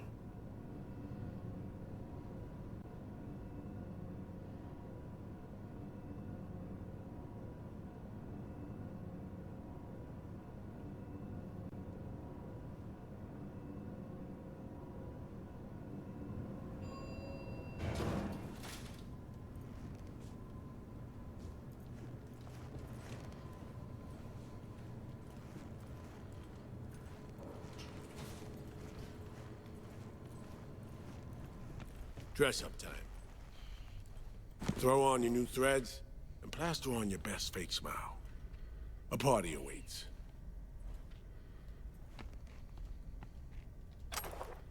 I mean, I think my suit's already pretty stylish, frankly, but...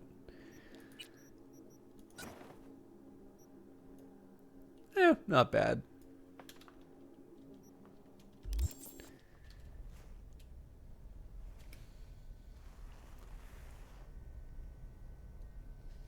all set. Of course, he looks better.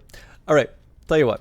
I'm going to take a quick minute here. Okay, can't save now. I'm going to refill my tea. I'm going to try and, I don't know, just have like a little bit of a stretch and do what I can to sort of clear out the cobwebs. I'm looking, I mean, I like that this has got some meat to it. Obviously, so much of that time was spent wrapping my head around the extreme difficulty of pointing at things and saying, look out. But we're past that. But yeah, I don't know. I want to try and do a good session if I can. But to do that, I'm going to need a small break. So I will see you all in a minute.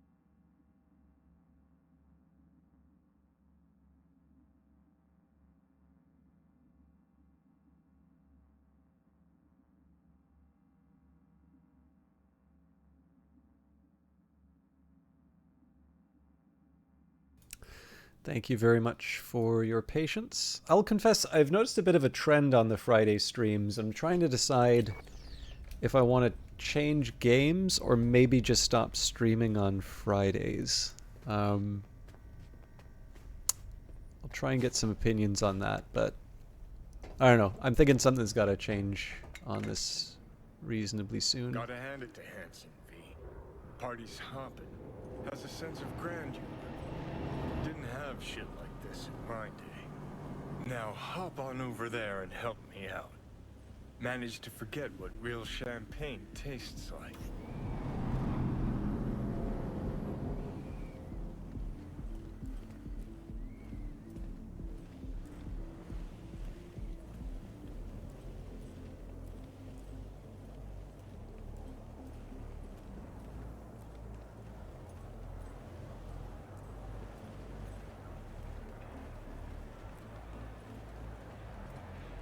It's a great looking level.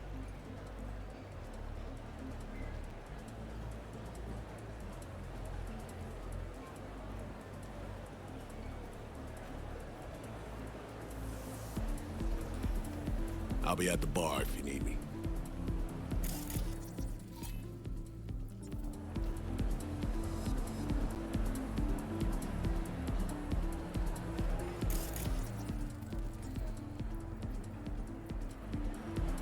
It's definitely a couple things I want to pick up. Would you care for a beverage? Politicians, diplomats, celebrities, corporate sex, gang bosses. No, I know how this specials out of the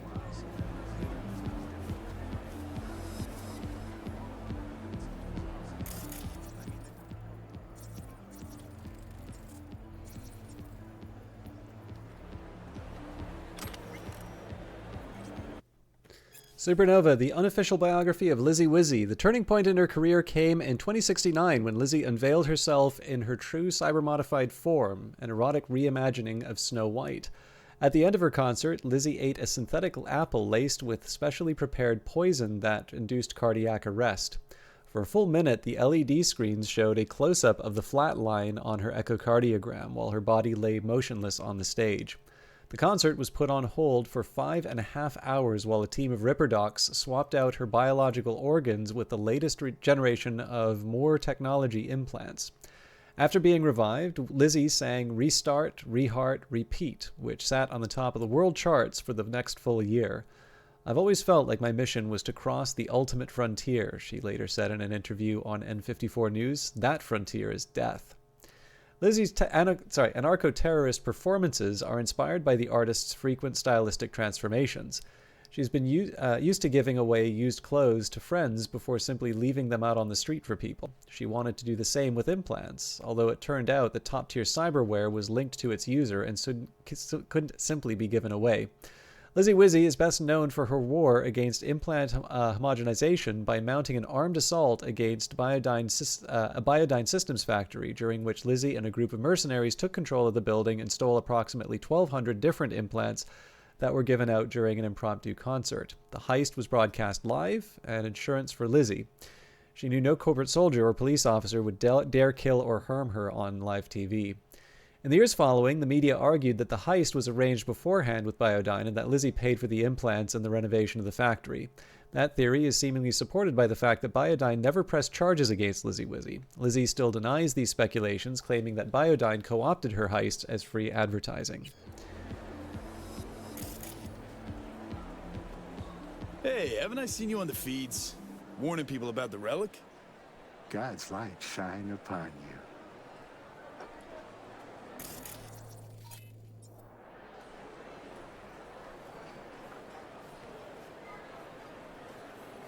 Even the pastor warning peeps about the relic on the feeds made an appearance. Maybe he's here to save Hanson, or collect donations for his church. End of the day, blood money's still money. I don't suppose any of you have read Bernard Shaw's Major Barbara?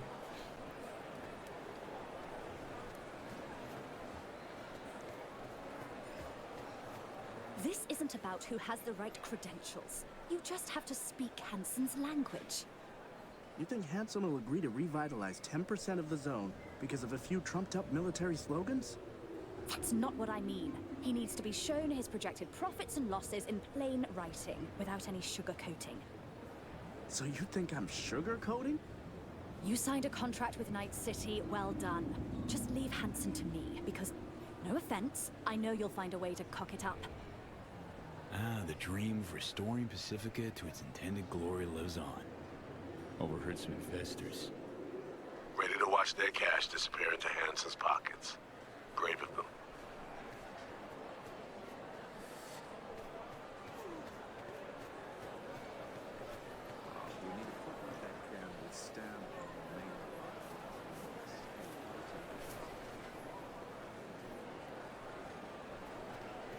It's kind of interesting how... Hansen will jerk us around for hours, or try to. Thinks the booze and ambience softens us up, makes us more pliable for when we sit down to negotiate.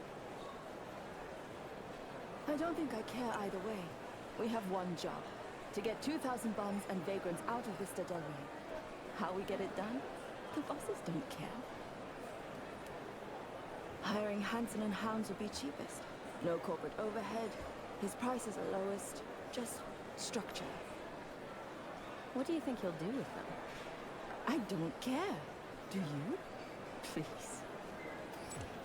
Just in case you're still wondering why I hate corporate rats and political whores. You're a hired gun and petty thief, but I'd say your presence at this party is still raising the moral bar.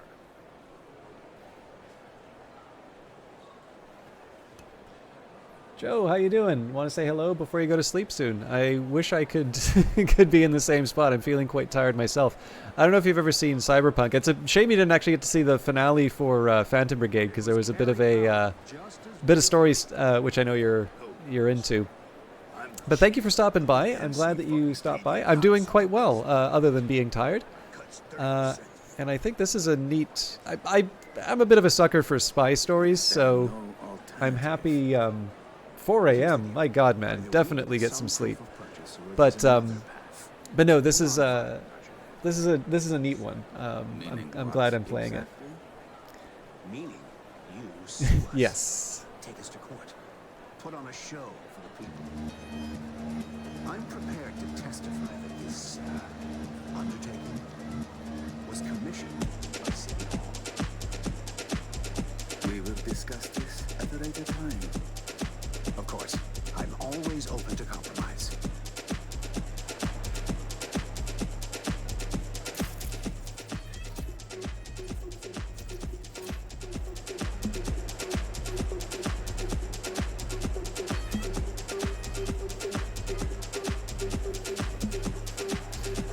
But I thought it was kind of neat the way that they push you through the levels. So like there's a biography for me to check out, and then that kind of lets me know that there's a figure to interact with, and then as I've kind of gone through the party, there's... So I took it to a clinic and I told them to do a full faceplate conversion.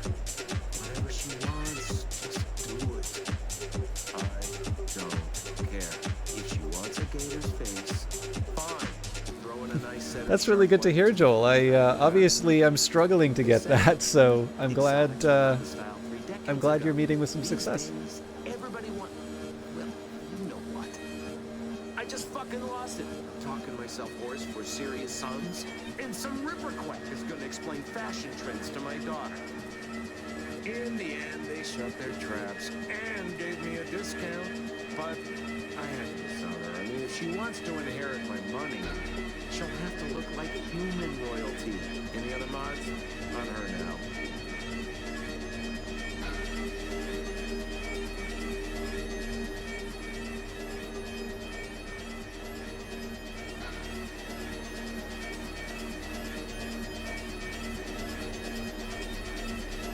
I don't think it's because it's Cyberpunk. I mean, I actually think the game's quite good. Mr. Kevorkian. Do I know you? Sorry, I have an important holo to make.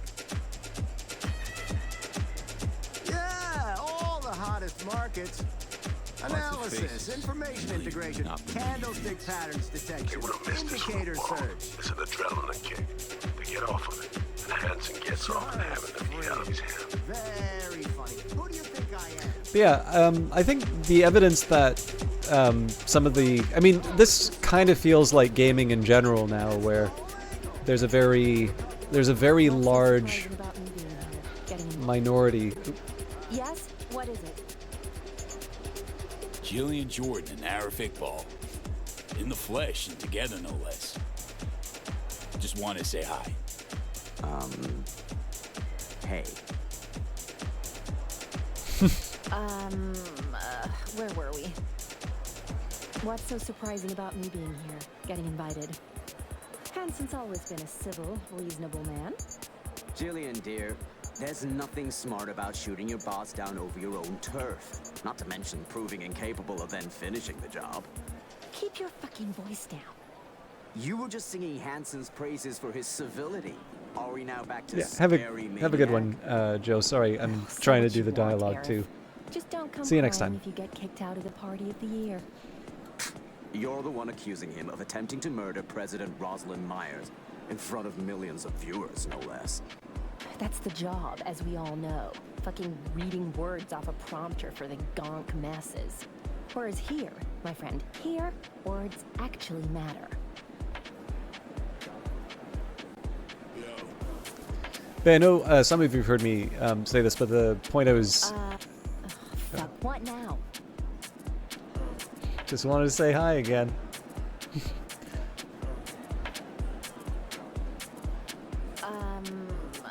Where were we? I thought they were done the dialogue. But yeah, one of the things... I'll just hang out in the back here just to see if there was any more on that.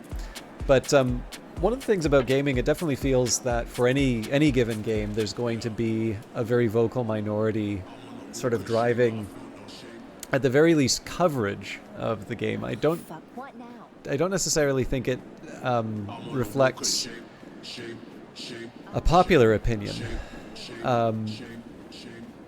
But So, Alaska. And now what? Putting all that kit back on the market, or you got a buyer lined up already? Wouldn't mind offloading the IFVs to some state. Time for an upgrade, know what I mean? And the rest, I use for it. I'm this piece of turf. I for the plugging. In our backyard somewhere? The beautiful and exotic Myanmar. Politically, the country's a mess. Got gemstone deposits. Rubies, jades, sapphires. Drool just thinking about it. They burned some villages and had some warlords with their heads out on spikes. Well, yes, they really take charge. I'll drink to that. Fucking hyenas. Each and every one. Telling ya, won't be long now we'll be hearing about dangerous terrorists in Myanmar threatening our way of life. Then about the urgent need to install a democratic government.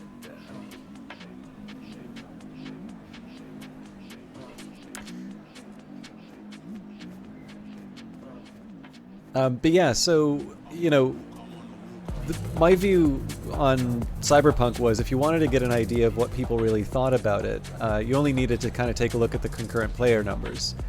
And despite all of the negative press around the game, it was pretty consistently near the top. Now, as with anything, right, you can't... I think the difficulty is that if you keep relying on one measure, you're always going to run into that problem where it gives you an incomplete picture. But at the very least, it's providing a counterpoint to what seems to be a prevailing narrative about the troubles of Cyberpunk. And again, that's also not to deny that the game didn't have problems. One of the things that disappointed me the most about the coverage over it was, I'd see some of these things where people were, taking the... I mean, it's YouTube, right? So people are going to want to, they're going to want a thumbnail that gets people's attention. They'd go into the game, they'd put the settings as low as possible, take the worst screenshot that they could of, Keanu Reeves as Johnny Silverhand, and then put some all capital letters, title about, catastrophic failure, or what a catastrophic failure Cyberpunk is. But like I said, I mean, if you take a look at revealed preferences, if you take a look at the way that people are actually interacting with the game, despite the... Here as well, Hans? Indeed. It's better if we're not seen together. I don't know you, but enjoy your evening. Cool. Just saw hands. Felt to me like he's here on a mission of his own. He likely is, or just tenant. Excellent work. They appear unaware of both the security breach and their uninvited guest. I'm impressed, V. The business gathering intel.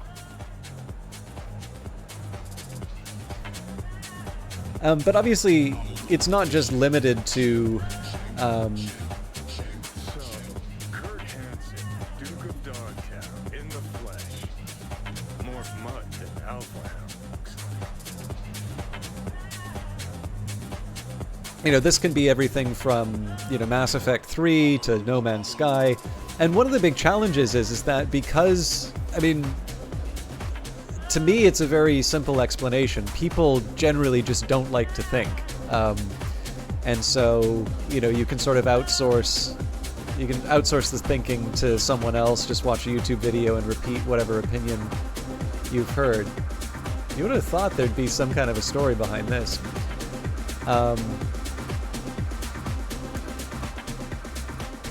But, you know, people... I think I can sort of understand it in the case of people, because I very often hear a lot of stuff that's just sort of spouted on a YouTube channel as if it was sort of someone's own opinion. But especially when you see games journalism and it's sort of repeating those views. I mean, sometimes it might just be reporting, or sometimes the videos might just be repeating whatever they see inside of an article or that. But just generally, it does not seem to be all that edifying, to be honest. It's, you know, just to see someone parrot back some received wisdom about a given game, especially when that's driven by such a small fragment of the player base. So, you know, in the case of No Man's Sky or Mass Effect or even something like Cyberpunk, very often if I make this point, I'll hear from someone, well, but it was bad at the start. And I'm like, well, on what basis, right? Because a bunch of people around you said that it was, or, you know, do you have something else to offer on it? Because even for a game like No Man's Sky, I'm actually pretty sure there's a talk of Sean Murray. That I think he gave it at GDC or something like that, but he revealed some player numbers from PlayStation. So the sort of thing that isn't publicly available, like like Steam, which does actually list concurrent players. You know, this game that, you know, the popular opinion was that it was just this crashing disappointment and sort of over-marketed failure or something like that. With tens of thousands of people playing that, you know, and not just sort of playing it once, but consistently coming back every single day to experience the world as it was. I suspect that's probably one reason why the game got the amount of attention, or the attention in terms of development that it did. And of course, everybody's talking about, you know, what a great redemption story it is. But I tend to feel that for a great many people, it was actually a very special game to them that they enjoyed even in its original form, and that the game has only gotten better. Now, clearly, it's better when people enjoy games more, and, you know, they're able to, you know, there are more people who are able to enjoy it, and maybe people who were skeptical are won over, which sort of seems to have been the case with Phantom Liberty. But it does get quite disappointing when, you know, you try to see what's going on. You know, it's either a big event or it's a game that you were looking forward to, or any number of different reasons. And in the end, what you see is such a large number of people spouting an opinion that really would not, it's something that they wouldn't have said, save for the fact that it was repeated to them from like 2 or 3 popular YouTube channels, or they saw a Kotaku article or something like that, and all of a sudden it becomes the reality. And it's, I don't know, I feel like we can do better in terms of allowing ourselves to enjoy games more, I think. Anyways, roulette types of bets. The players can make the following bets. red, black, 1-to-1 payout, even, odd, 1-to-1, 1-to-18, 19-to-36, 1-to-1, dozens, 1-to-12, 13-to-24, 25-to-36, 2-to-1, columns, first, second, third, 2-to-1. Apart from these safe bets, there's a number of high-risk sucker bets that entice players with high winnings but almost always decimate their bankrolls. 6-line, basket, corner, street, split, and the most spectacular and statistically improbable straight, where the players can bet on any single number, including 0, for a payout of 35-to-1. Once betting is finished, the croupier spins the roulette wheel and sends the ball rolling in the opposite direction. The ball eventually stops in one of the numbered and colored slots. Losses are collected by the house and winnings are paid out to players. To make the game more exciting, some casinos allow the players to bet even after the ball is put into motion, but before the croupier closes betting. The roulette contains slots numbered 1-to-36, as well as a 0 slot. Sometimes there's an additional 0-0 slot. A devilishly fun fact, the sum of all roulette numbers is 666. Now, first of all, there's a couple of neat things about roulette. One I will share is... there's a movie, Run Lola Run, which has a very fun sequence. Well, not just, it's not specifically the roulette sequence, but it comes up in the game. It's definitely one that I would recommend. It's an old movie, but one well worth seeing now. German movie. But roulette has a bit of a special... kind of a special place in, I guess statistical history might be the way to put it. Again? Gambling. This I swear. Unbelievable. Starting tomorrow. So Claude Shannon and a man named Ed Thorpe put some work. So Ed Thorpe is known...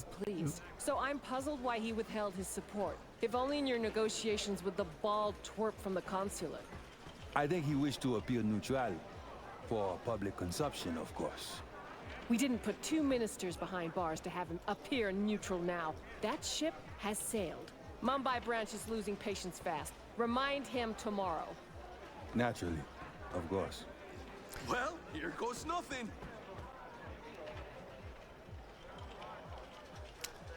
So I'm trying to recall exactly where Thorpe got his start. I think he started with chemistry, but I know eventually he was working primarily in mathematics. And he eventually did some work and published a popular book called Beat the Dealer. He was one of the first to sort of develop a system. I think this would count as card counting, but basically a system to consistently win at blackjack. And what was really interesting was, greetings from Des Moines, jump in the urinal and stand on your head. I'm the one that's alive. You're all dead. I'll take a minute just because there's a lot of activity that happens in this area, and I keep getting cut off, and I'm too dazed to be able to do two things at once. So what was kind of interesting about Thorpe is that he was working at a time when so many people carried this view that, there was no way to beat the house at blackjack. If such a system was possible, they would, somebody would have found it already. Casinos would be bankrupt, any number of reasons. And these are actually perfectly reasonable ones. There's actually there's a belief, and I don't think people are entirely unjustified in thinking this, that sometimes big discoveries will be made from new practitioners just simply because they are unaware of what other people consider impossible, right? Sometimes if you find out in the literature there had been, 10 people who tried the thing that you're currently looking for and they weren't able to come up with it, there is a temperament, and I try to avoid it myself, but I do find that I'm prey to this kind of thinking sometimes, that, these people were far smarter than me and they couldn't find it. So if they couldn't find it, maybe I'm just wasting my time looking for this thing. And the drawback is that this is a terrible way to think if you want to make a change, right? we do have progress. We have had progress. I mean, I don't even necessarily know the full demographics of my stream. I have an intuition it probably skews a bit older. But I would say, you know, within my lifetime, or even within maybe some of the lives of the people who watch the stream, I would say it was quite fair to say that there has been pretty consistent progress. I suppose it would have to be on the younger end would be the one that was, you know, a little more surprising, I guess. But yeah, I don't know. It would seem to me that over whatever time horizon you're considering, there has been progress. Whether or not people want to admit it or whether or not they realize it is a whole other question. But that doesn't necessarily mean that it isn't there. But you tend not to see that kind of progress if everybody sits around thinking that all of the good ideas have already been had and that it's a waste of time to, you know, to build things or to try and discover new things. So anyways, Thorpe, for whatever reason, ignored the fact that many people thought that this could not have been discovered, and he did, in fact, find a system for beating blackjack. And I believe there are a number of things that casinos are doing now to avoid it. So I think one of the things they do is there's multiple decks that are all sort of shuffled together, is one thing that I think blunts that that system. Apparently, there's still a group that actually meets and does this, but I'm just assuming it is considerably harder. But I don't know how well this is known or not, but actually him and Claude Shannon, sort of the founder of information theory, they worked on another project together, and this was about roulette. And in working on this project, they actually wound up making, I believe, the first wearable computer. I think I'm trying to remember the exact credit that it gets, but essentially, after sort of figuring out that there was a system for beating blackjack, the next question was, can this be done with roulette? And I think they recorded a lot of roulette spins. They sort of set up a bit of a lab with themselves. And essentially, the computer, I believe it was run, it sort of would run up the pant leg. I think you had to step on it to start the rotations, and there was another indication that you would get in terms of the cycles of the ball. In any case, what they basically did was they measured the speed of the ball as it would go around a roulette wheel. And again, they're never going to exactly figure it. They're never going to get it every single attempt, but there's going to be just statistically a set of outcomes that are more likely than others. And I think they sort of worked out a signaling system to each other in terms of how to make it happen. But so far as I can tell, they were actually successful in getting an edge for roulette as well. Thorpe would move on to financial markets. So he ran, I'm trying to remember the name of his fund. I think it might even had the name Princeton in it. I remember it's actually, you know what, I can look this up. I read he has got an autobiography, which I liked a lot. It's called A Man for All Markets. And then there was a book by Scott Patterson, I think, called The Quants. And it talked about Ed Thorpe. Let me see here.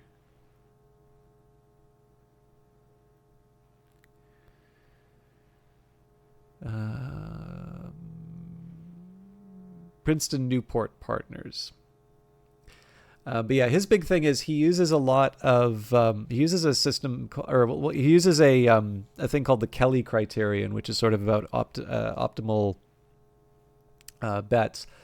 I think he also gets some credit. He, I believe, was an early investor in Berkshire Hathaway. So I think he was one of the people who had invested with Warren Buffett before he bought Berkshire Hathaway. And when there was the option to come in with him on Berkshire Hathaway, he took it.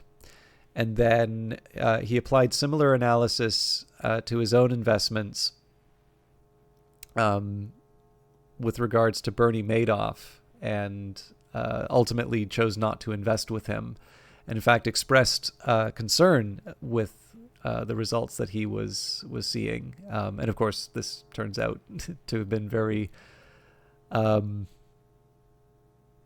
very correct.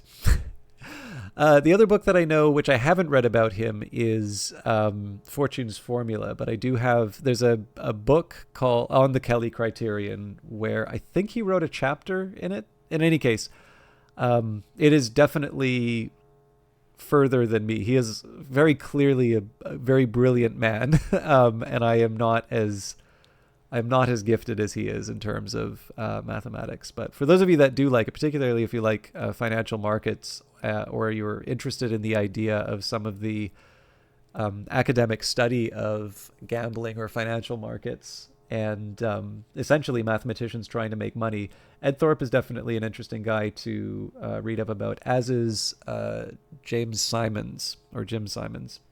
So there's a book, I can't remember the author's name, but it was The Man Who Solved the Market. Oh, I think it's Gregory Zuckman who wrote it, actually. So I believe Simons worked for the NSA for a while, and he originally didn't do very well in financial markets, but then he also founded the mathematics department for Stony Brook University. So far as I can tell, a very well-regarded mathematics department.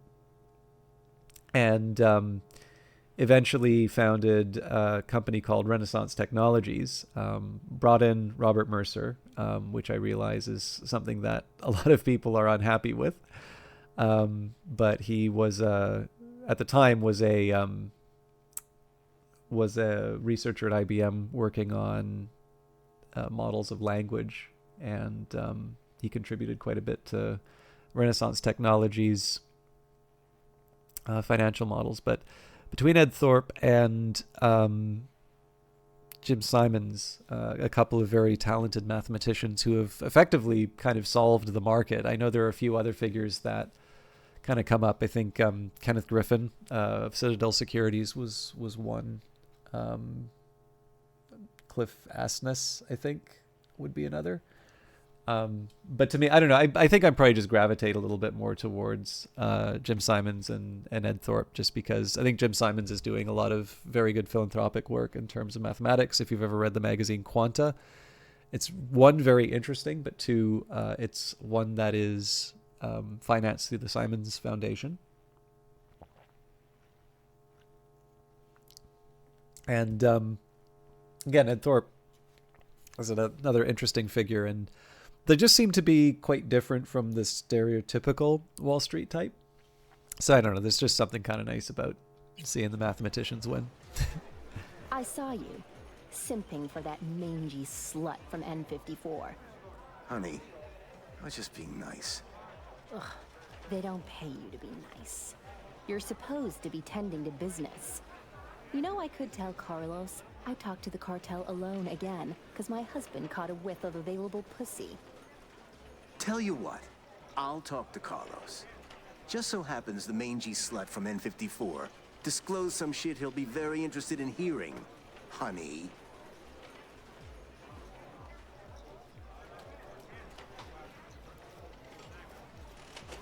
The table is being prepared.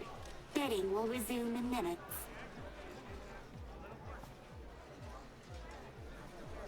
Come on. One more win, just one more. Breathe. Relax. The system is foolproof. In any case, one of the reasons why I wanted to digress so much on these technologies is every single one of the games that is on display here is one of the ones that probably would do very poorly in a cyberpunk setting, because people are able to augment themselves and implement the kinds of strategies that that people did back in the 60s and 70s to get an edge.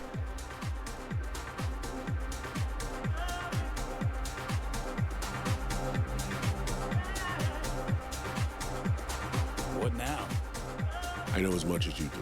All she said was to come here. She didn't find us, or she left us something. And you, What's your play? Gonna stroll and mingle. Might spot her in the crowd. Good idea. To my right, booth's far back, behind the stairs. The guy in the fatigues. Looks like he came here straight from a... Gambling in Night City. Oh, this might actually answer that question that I just answered in there. In theory, gambling in Night City is regulated, but corporations with gambling licenses may freely regulate it internally, which is why the total revenue of the gambling industry is difficult to assess.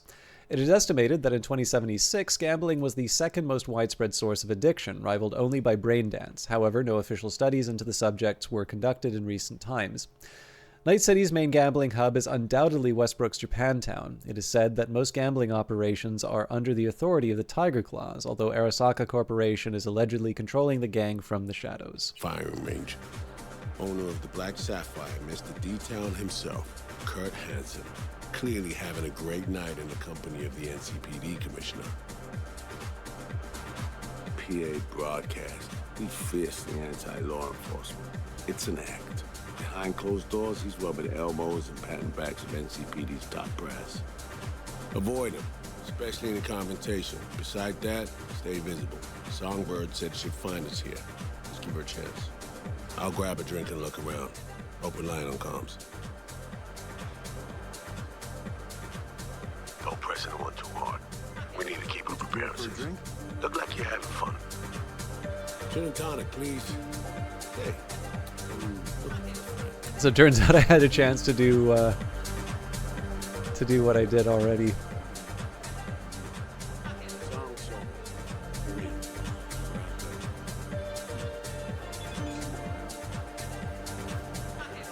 Look up on the mezzanine.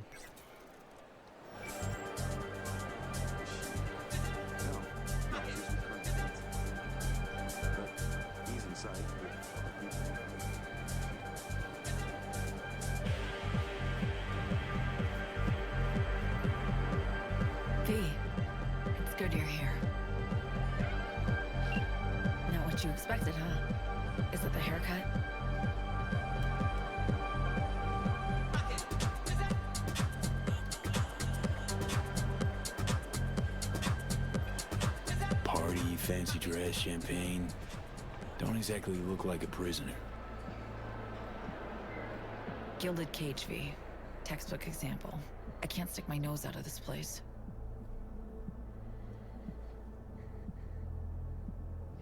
It's so good you're here. Don't know what I'd do without you, V. Really.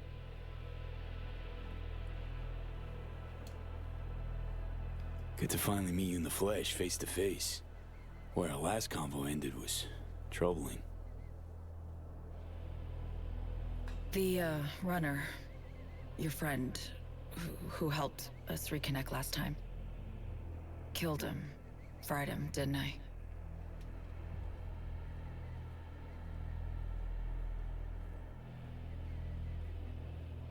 You didn't kill Slider.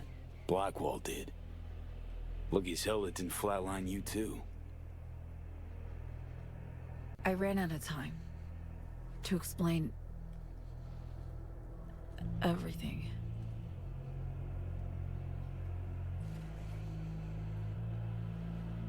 Saul, I've made so many mistakes. You just give me a second here. It feels like this is going in slow motion, even though I'm not actually at the top. Like, nothing's quite at the max yet, so I'll just see if I can give it a chance to sync up again. It's all right, son. Not your fault. The blame's on us. All of it. On you? My ears, all of them. I know what they made you do. They pushed and pushed, and I wasn't there to stop it. Okay, let me see if I can maybe reset the game.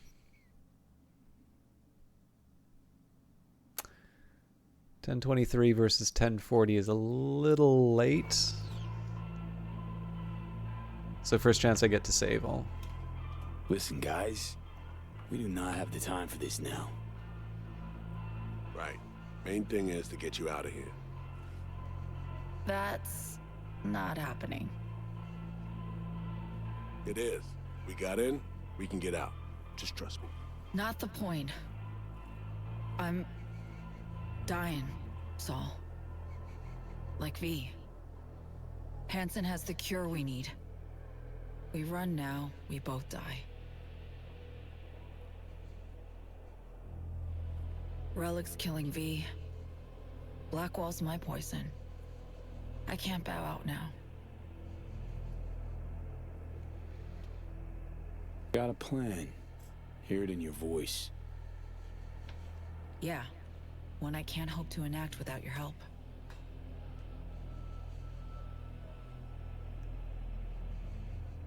Hansen pulled some tech out of a bunker under Dogtown.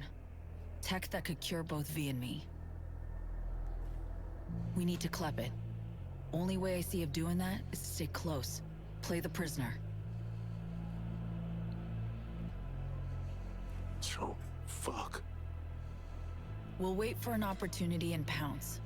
I'll be on the inside, ask for your help when the time's right. I can flee once I have that tech.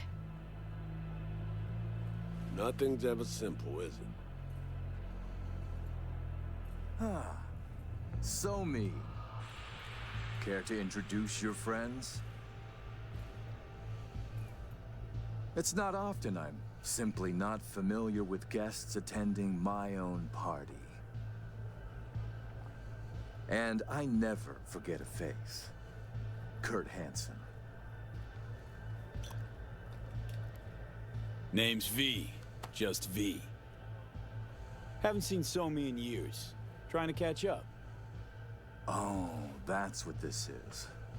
To me, reunions consist of picking up the broken, scattered shards of your heart. Or teeth. Always hurts. Well, I need to grab you, darling. I have a couple NC politicos here who are dying to meet you.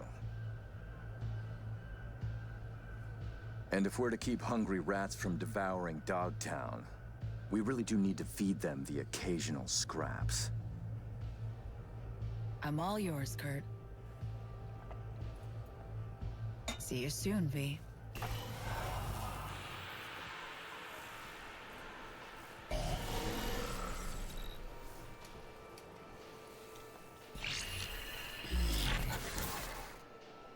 Oof.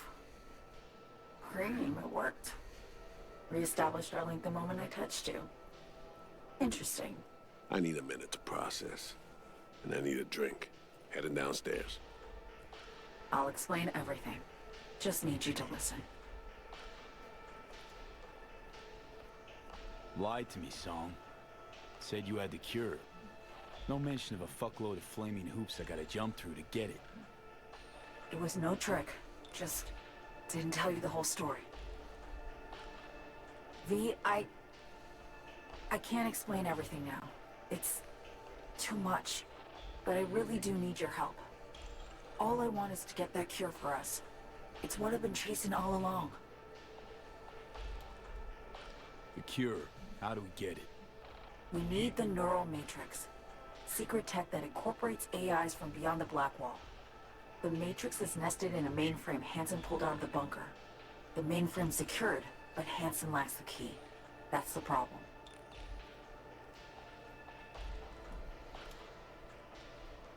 Neural matrix. What is it exactly?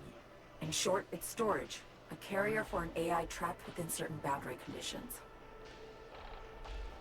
When the AI is triggered, it'll execute what's stipulated within those conditions. But I really can't go into detail now. We don't have the time.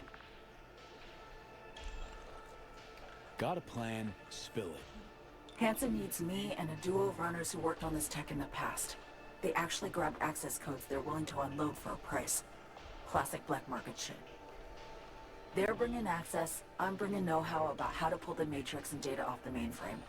We're to work side by side, giving us a chance. You clip the access codes, then get the runners out of the way. You'll then impersonate them for a meet with Hansen.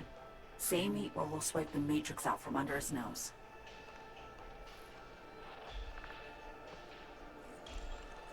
So, runners. We're to impersonate him? How? Personality theft tech. Firm kind of specializes in it. Alex and Reed know it well. They'll explain. Of all people. Couldn't have imagined those two would be on our side, helping. This job, this whole story about Hanson, not adding up something fearsome. You're hiding something, still. I don't have time to explain the ins and outs now. V, please, we need the Matrix. Focus on the runners. Find them. They're here. Downstairs. Red-headed twins, walled to the teeth with ice. Grocery scans will show you bunk. You're blowing me off. Champagne glass over there. Prep some intel for you. Get it to Reed. You'll need it later. Really need to go now, V. I'm counting on you. Songbird. Man, she's gone. That was a neat little sequence. So I'm trying to figure out exactly what went wrong. I think the game's kind of back to the state it needs to be, but I'll do a quick reset just in case. But one of the things that was weird about that was usually if the game sort of drops in terms of performance, I'll see it reflected on the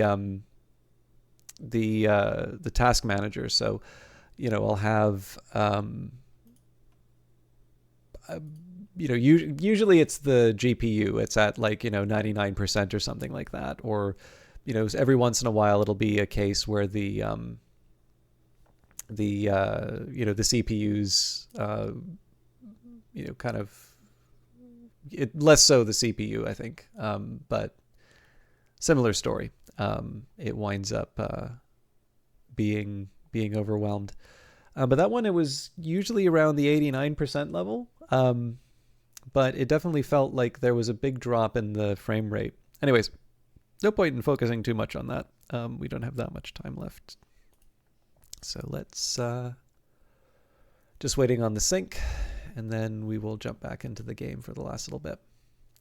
But yeah, I think I'm probably at the point where the tough one is I don't know if it's a question of whether I want to finish or I want to change up the game, or if I just want to change up the concept of streaming on Friday. I think I'm kind of at the point now where I'm kind of feeling like if people aren't getting anything out of Friday, I have other things that I can do with the evening. And if nothing else, that could free me up to do some other YouTube things.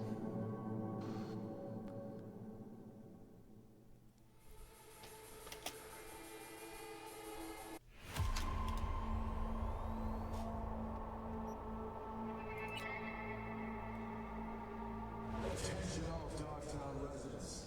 This is Kurt Hansen. An unmarked aircraft has crashed in our district.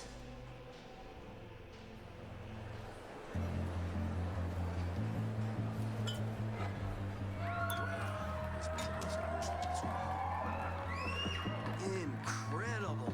Just dazzling.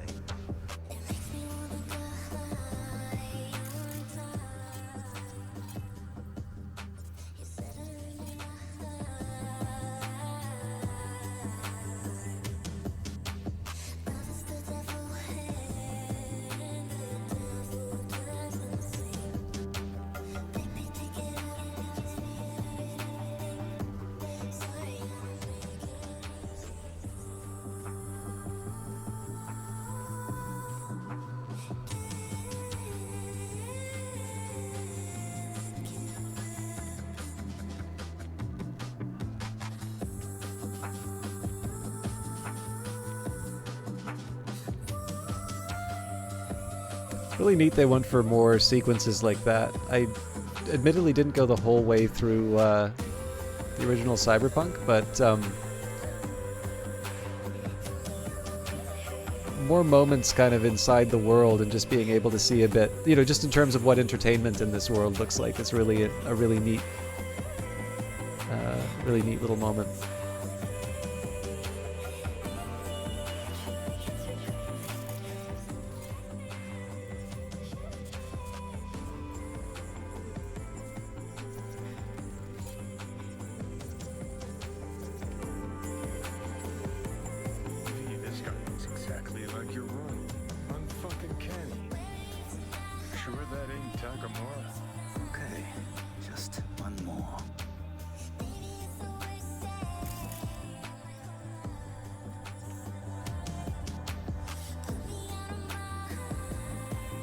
gave me a dialogue option.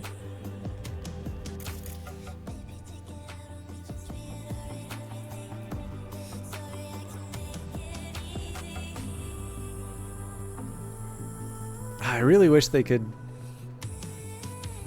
I so obviously had a chance to be able to talk to that guy and they took it away from me.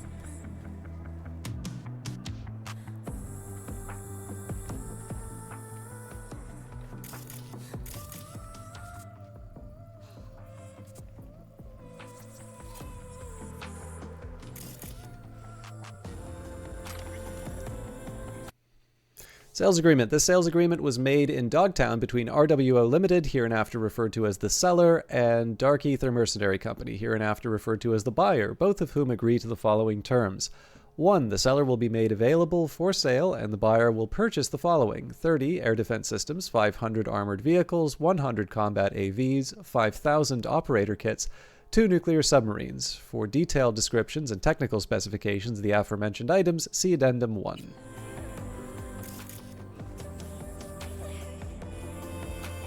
This is an image I quite like as well, right? You've got someone watching a brain dance while there's a live performance going on. There's quite a bit revealed by that.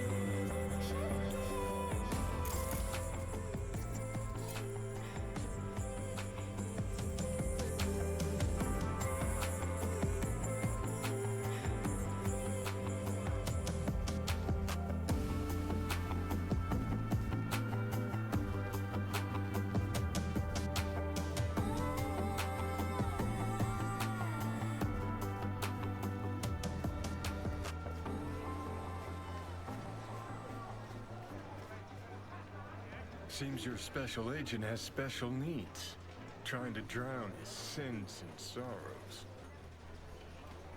Talk to Songbird via the relic. We can communicate again. All good there, Reed? Yeah. I just need to process for a minute. It's just how I'm built.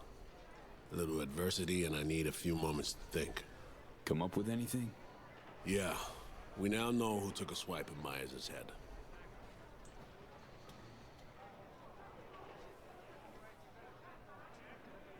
What are you thinking? Don't know about you, but I see coincidences as patterns. Structures we have yet to recognize. What you driving at?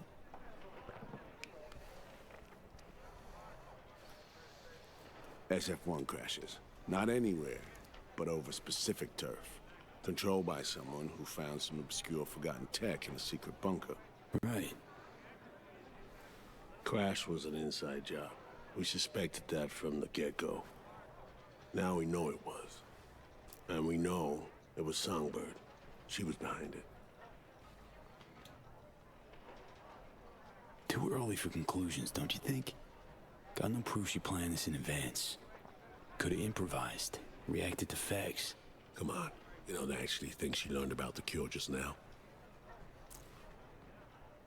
She made a deal with Hansen earlier. Had to.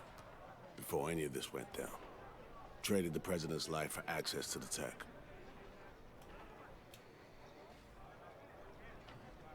The NUS Prez, sold to a crime lord. Huge if true. Myers pressured Somi to reach further, breach boundaries, and then Somi snapped. Don't know about that. Song recruited me specifically to pull Myers out of that wreck. Seriously doubt she wanted her dead or snatched by Hansen. It's never that simple, V.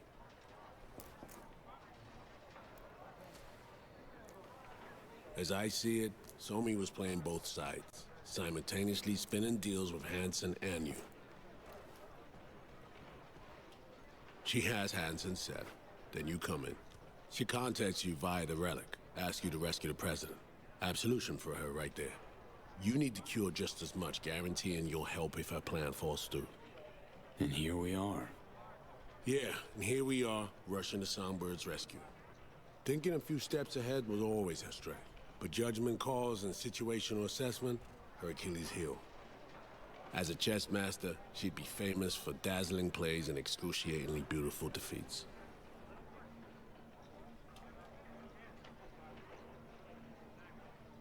Sheesh. Don't know what to believe just yet. That's not surprising. But I know Somi well enough to know she'll do her damnedest to be fair. So, what are you thinking about all this? I'm not convinced Somi's to blame for everything. In this trade, nothing's ever as it seems. You gotta keep asking questions till you get to the bottom of it. That's experience talking.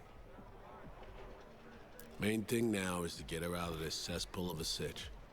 Then we'll see which direction to take.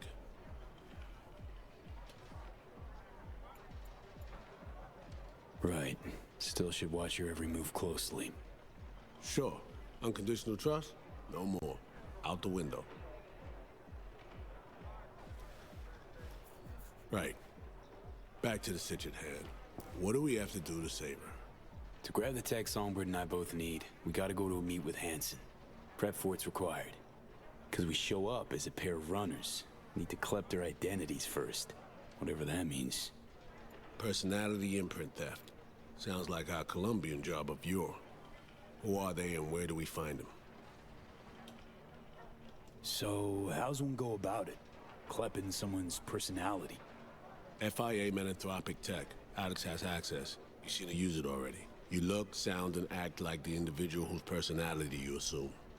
To do it, we need scans of our targets. Song got this shard to me. Take a look. Our targets are a brother and sister, red-haired twins. They're here somewhere, schmoozing. Okay, we need to pull data. Get samples of assorted behavior. We make contact with them, talk, scan as we talk. Got it, I think. So, time to make our move? Over there.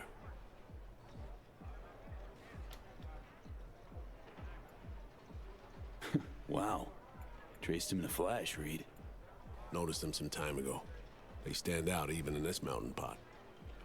Twin roulette, looks like. Alex, you copy that? Read you loud and clear. Prep and scan tech now.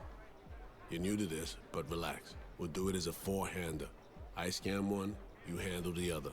Alex will pilot us through. V, zipping funds your way from our operating budget. Load up on chips and join their game. Just don't go all in from the get-go.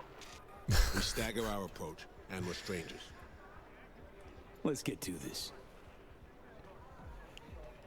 Struck gold with roulette, really. Gambling throws people around, high and low, brings the joy of winning and the despair of defeat. Perfect for our purposes.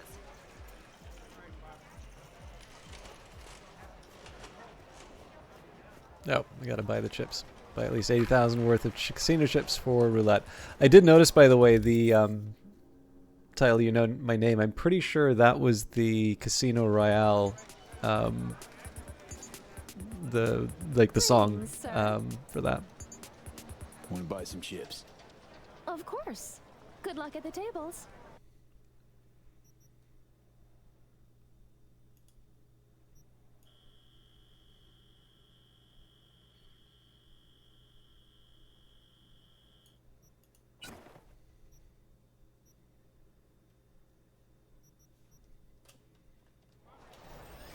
V, important. You're not there to have fun. Simple bets, red or black only. None of the double street or basket bullshit, understood? Understood. Will you join us?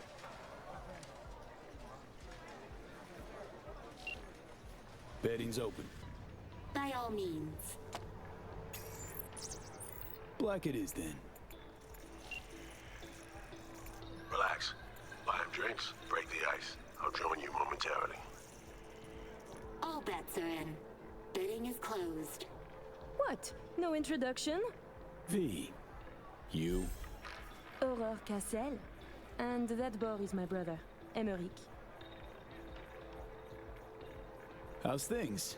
Any luck? We started just moments ago. What's your poison? My treat. A bourbon for me. Alas, mon frère does not drink. You heard the lady. And real water for the gentleman here. And what'll you have? Same as the gentleman. Water. Coming right up. Your drinks will be here shortly. 2 even. Eh merde!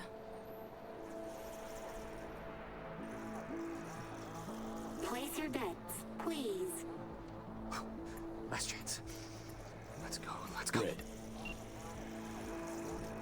V, can't get a hold of Reed. No idea where he is. Stall for time, okay?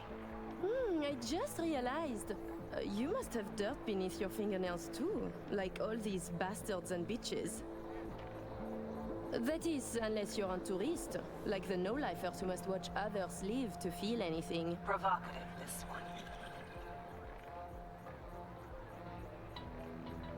What do you think I am? Oh my. One drink and already flirting?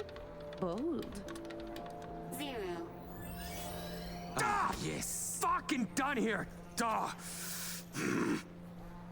Place your bets, please.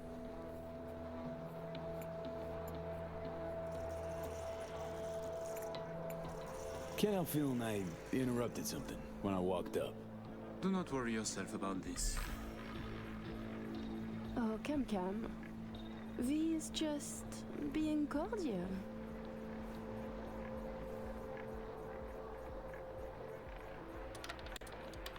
N'est-ce pas, V? You weren't snooping just now, 3. were you? Odd. Red. Still no sign from Reed, V. Got a sinking feeling about this. Place your bets, please.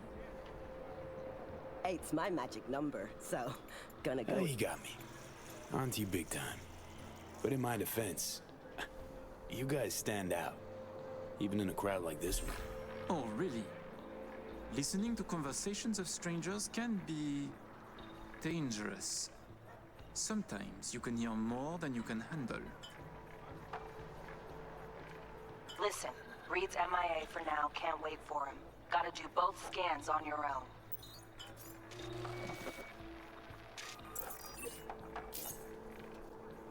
We were discussing local politics, specifically our host, Monsieur Kurt Hansen. Big fish selling big guns for big money. Yet here you have celebrities, politicians, even the chief of police. So I was thinking, perhaps Hansen would do better by being a véritable businessman, no? I claim he would. Mon cher frère disagrees. 21. Odd. Red. Ugh. Guess it's not my lucky day. Place your bets, please.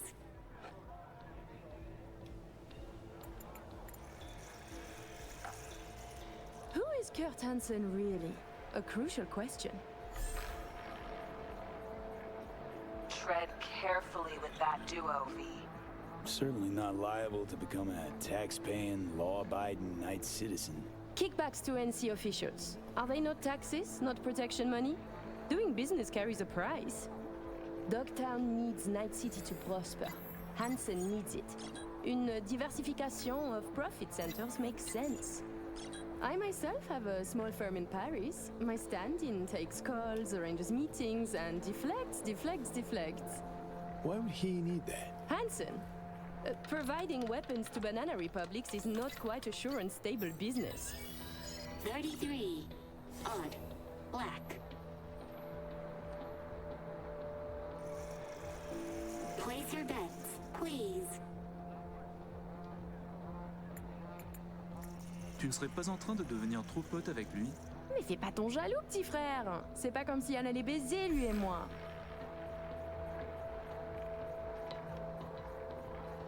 Pretty shameless bastard, aren't you? Oh, I agree.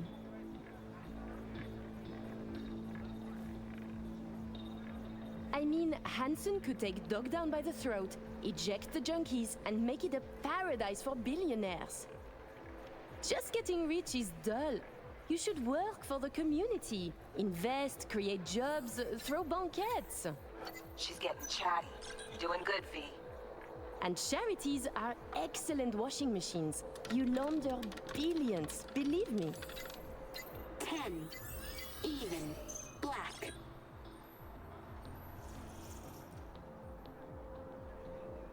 Place your your bets, please. You're so childish. It's beautiful. What? Hanson going missionary position in business? Nonsense. Reed's still not responding. But you keep working it. Let's go. Swap twins.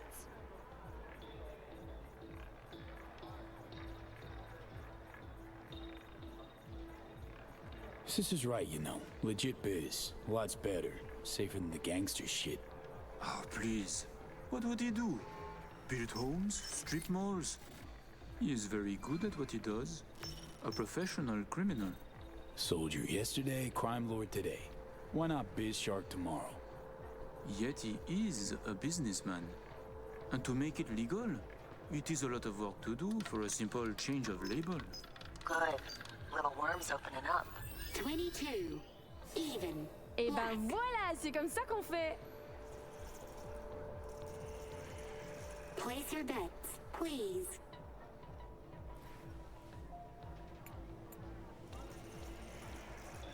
Don't got much respect for upright, honest peeps, do you? Allow me to say, V. Arms or property, it would make no difference to me what I said. And to spend 5 years on efforts to change how people see you, call you, to be upstanding in the eyes of others, I could not give a shit. 13. Odd.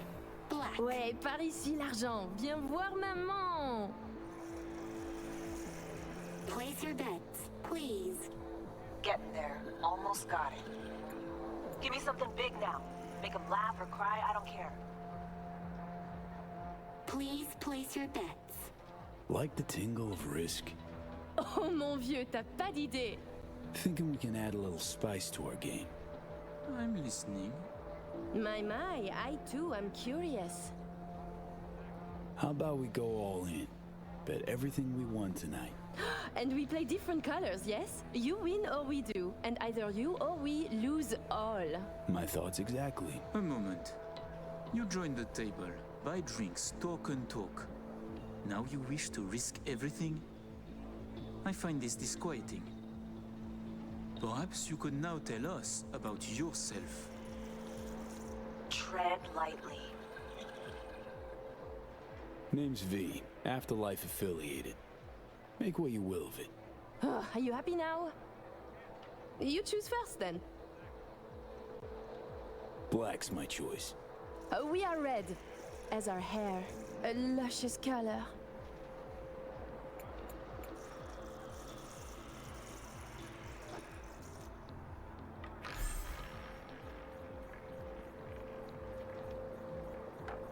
Allez, allez, allez, allez!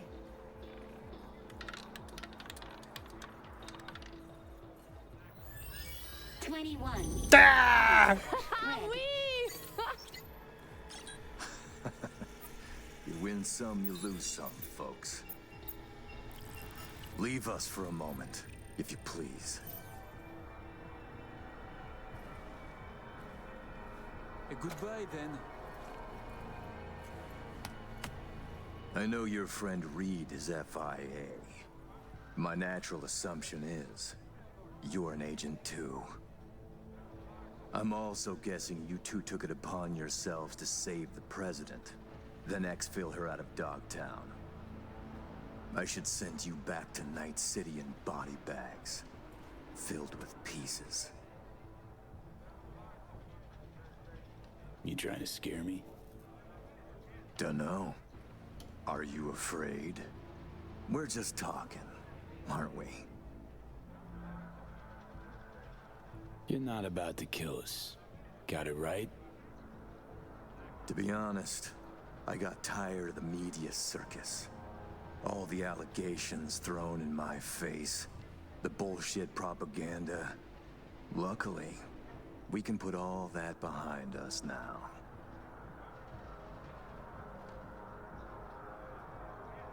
So what now? Gonna kidnap me? Torture me? I will let you and Reed walk free of this place. In one piece. On your own 2 feet. Consider it a gesture of my goodwill. Your little bird came to me on her own, though. She was tired of breaking international laws on the president's whim. She simply had to run away. Breaching the Black Wall, jeopardizing the net, all humankind's safety, in fact, for personal gain? I wonder what Netwatch would say. Pass it on to President Myers. Also tell her her toy of mass destruction is my friend now. And she should get the fuck out of my backyard, or the world will learn about her games. I've matters to attend to. You'll find Mr. Reed downstairs. Okay, V. Got all we need. Sheesh, colossal prick. Hear what he said? Yeah, caught it all. Didn't like it one bit either. Son of a bitch said I'd find Reed downstairs. Yeah, heard him. Wasn't crazy about his tone. Time to evac, V. Best not tempt the fates. Head to the elevator, ride down to 1. Need to know what's up with Saul. They did a really good job of a lot of the, like, kind of the beats that you would normally expect in a spy story, right? The game of chance and trying to pull out some information. You're going to eat something, Lizzie. Hey, Liz Wiz, famed singer, right? And you are? V. Just V. Nice to meet you. Nice to meet you, Just B. Perhaps we'll meet again someday. We just might. Enjoy your evening. But yeah, that was a fun little sequence. I actually don't know how much control you have over that, and I don't know if it's possible to walk away with a larger bankroll than when you went in, but.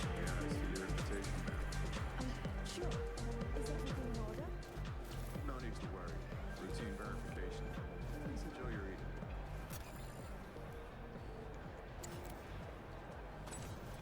eating. Oh, Wendy O'Williams. Toughest ass rocker girl ever. Took her own life when I was 9.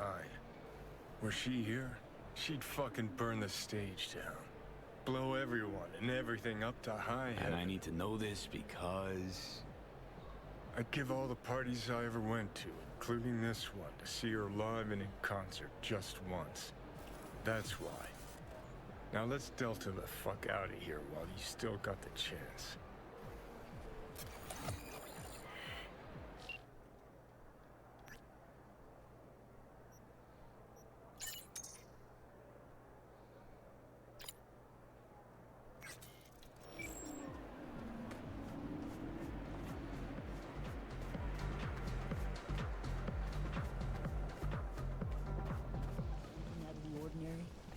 Actually, the laundry room area, I think someone was there. But earlier. Come on, show me where. Thinking about what that prick said. Guy knows. Got some dirt on Myers. Can't imagine it happening. But if the public learns that any US president willingly broke international laws governing cyberspace use... NUSA's fucked. Myers will either have to take the fall, let herself be buried in dirt for this, or she'll defy the world and spark another war. Fuck me. Songbirds are walking, talking WND. And Hansen's got her on a tight leash. And he can prime her for use whenever he wants. Listen, V, we need to get her out. For everyone's sake. Oh, just once I'd like to see things go smoothly, as planned. This feels so very, very wrong.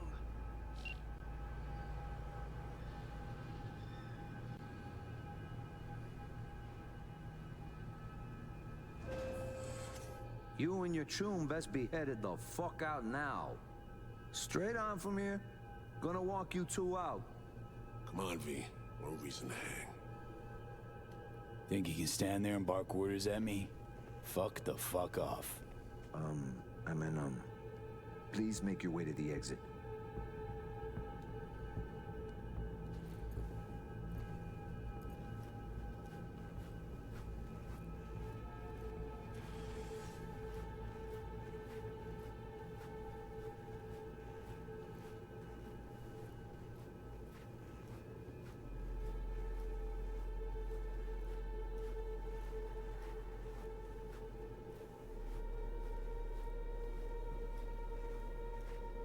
Smart choice. Wise. Leaving already? How was the party? You have a good time? Ignore him. He'll be out in moments.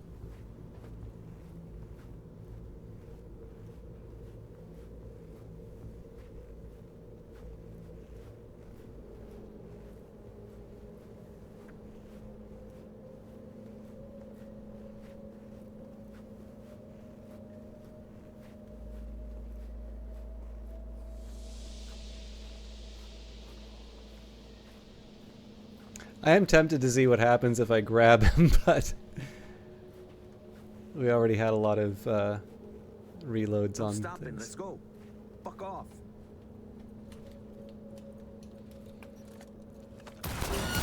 Fucker off!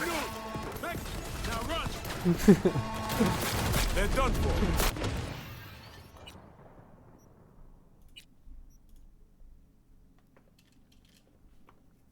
I had to.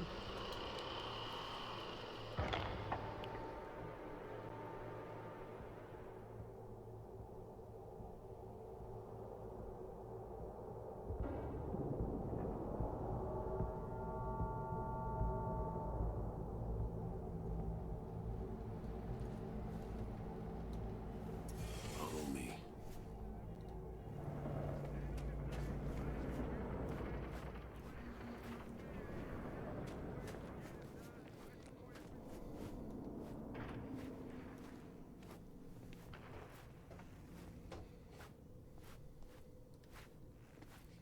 How'd things go, V? Got everything. All set. You got thorough scans of the runners. Both of them. Yourself. I said we got everything. Well, well. And then you, excused yourself. Stepped away. Disappeared? How about you spill where you been? What happened? Had us worried. The op was underway.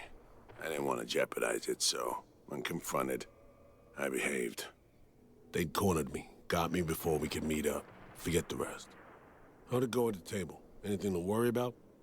Hansen showed up. We chatted. Threats were made, actually. Said if Myers doesn't let up, the world will learn about Songbird Pierce and the Blackwall. He clearly knows what Somi means to the president. Personal WMD, you mean? Yeah. Hansen knows all. Need to get her the fuck out, Reed. Really. I was afraid of this. Okay. P, Alex and I have work. We need to analyze the data from Songbird. Might take a day or two. Preem. Open comms line, then? Sure. We'll work out a game plan. Get back to you ASAP. Oh, and V, bang up work. Cool. I'm actually really glad that we did this today. I'm thinking of wrapping it up here, but we'll see if there's maybe a side quest that I can do while...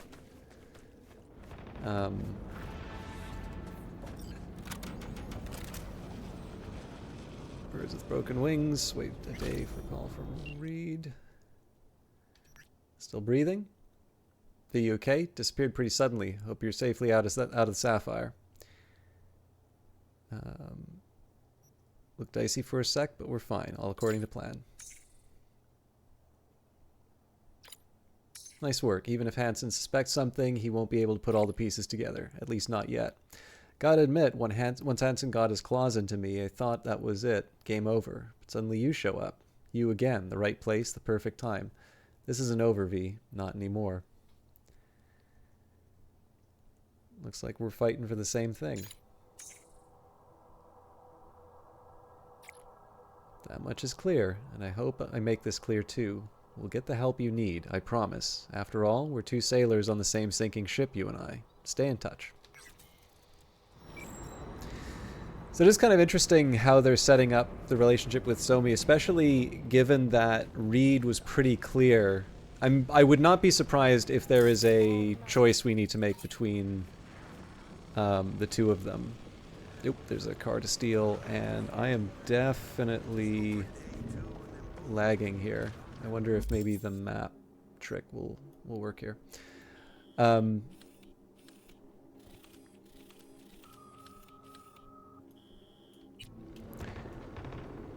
yeah, I'm wondering. So it wouldn't surprise me if there's a choice that needs to be made between Reed and Somi. The other thing that I find kind of interesting here is you have, all right, a.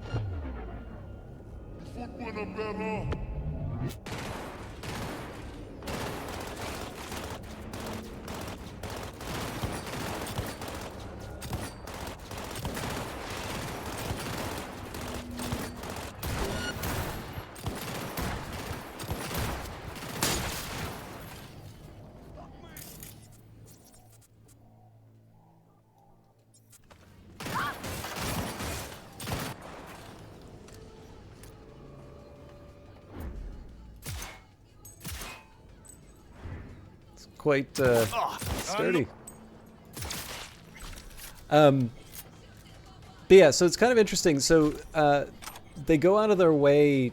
Like, it does feel that one of the reasons why I feel that it's likely we're gonna have to make a choice is that Reed is quite clear that Somi will hold up her promise. And so, you know, the original reason why we do this is that she promises a cure for the relic, and that's still there. And even though, so I imagine that probably there are some game reasons as well as storytelling reasons why they're doing this, because if you have someone who has sort of betrayed you before, I think there's just that natural reaction that a player has to mistrust, or indeed anyone, right? But especially in the context of a game, you're dealing with a number of signals of what the game itself will tell you. You don't get the option of sort of going out and doing some investigations on your own. And also, you know, if you're playing a character who's much more observant or much more clever than you, it will also point out things that maybe you don't realize yourself, which is something I benefit from. But the drawback that you run into, of course, is that you do treat it a bit like a game. So I think the fact that Reed actually goes out of his way to say, you know, Somi keeps her word, could be sort of setting that up to make sure that the player goes one way or the other. And I liken it a little bit to Old World and the fact that slavery seems to be relatively overpowered, and that's just because there is a natural aversion that someone playing the game in the 21st century will have to that institution. And so as a result, to make it something that is a viable option, it can't just be equal to the alternative. It has to be equal to the alternative plus some game equivalent to the sort of the repulsion that someone feels to the concept. So similarly, right, you might have characters who really lay it on a bit thick in terms of saying you can trust this character, you know, don't worry, we have a good story reason for this character to behave the way that they do, but you're still solid as far as what they've promised you. And I don't necessarily think it was handled in a particularly inelegant way, but it is a kind of an interesting example about how in the context of a game, some of the things that you might take for granted in terms of a story. So for instance, if we were to be reading this, let's say as a novel, I imagine some ambiguity in terms of Songbird's intentions would work very well. But given the fact that we get to decide how things happen, I imagine that there is a point where, you know, the developers want to make sure that we are making a proper choice, that we have the information that we need to make a decision that will be satisfying to us as players. And I have to imagine at a certain point, I mean, it's actually, this would be an interesting one too, because I imagine there's some research that goes into this. You know, is it desirable that a story has an even breakdown between the options, so people are like, so again, I'm assuming here that you choose between Reed and Somi, but you can pick whatever, right? You know, go through the left door or the right door. You know, do you want it to be the case that the players are evenly split between those two options?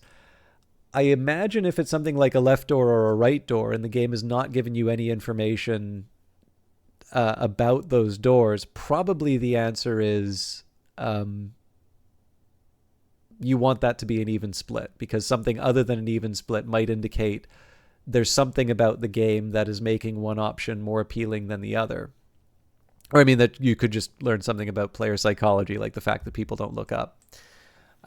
But if you do that in the context of the Stanley Parable, and the narrator tells you, you know, you have two open doors, which one do you go through?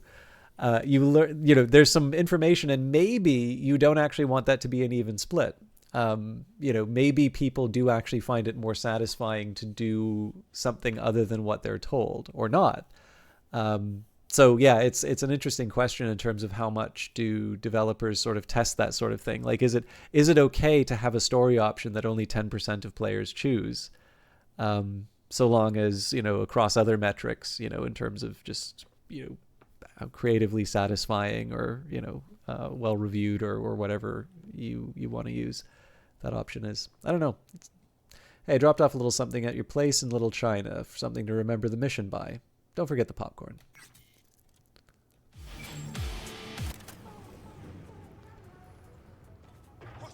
All right, so 1, I want to get to a place with a better frame rate, and 2, I want to steal a car. They're in, huh? Great! Now grab the delivery cords and drive. Yeah, so I'm at about 80% on the card again, a little bit like when... oof. Okay, we're going to do the same trick again. A little bit like the Hanson party, to be honest.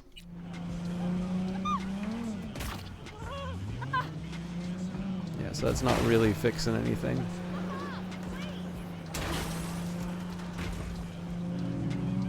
But we'll see what happens when we get out of Dogtown. And I was going to be wrapping up soon anyway, so if... I imagine once we're in Night City this will be fine, but I'm going to need to spend some quality time figuring out what happened at the end here, because definitely this is a substantial drop in quality from what we started with.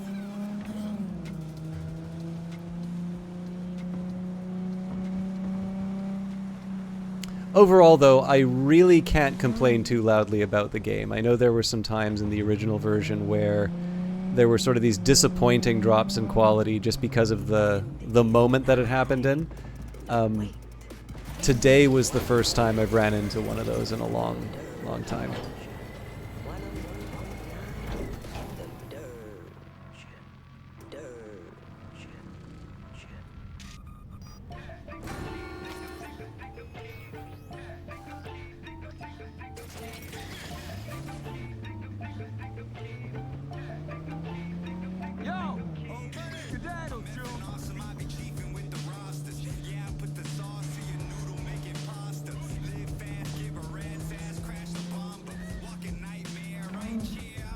So this should be the point where things are much better. Okay, they're not, so we'll do one last save. Oh, I can't save because I'm on a mission. Okay, well, we'll do our best.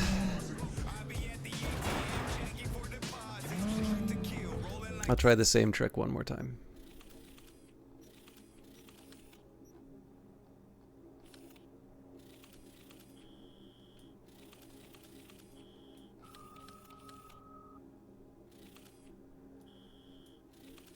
I feel like there should be an equivalent shift in my CPU and GPU, but...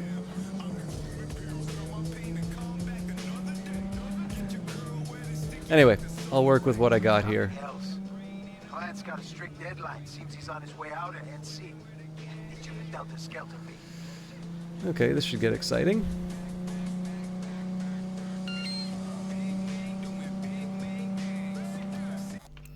Last thing I'll try. Okay, that doesn't do it. Well, let's make sure. Yeah, we're where we were before.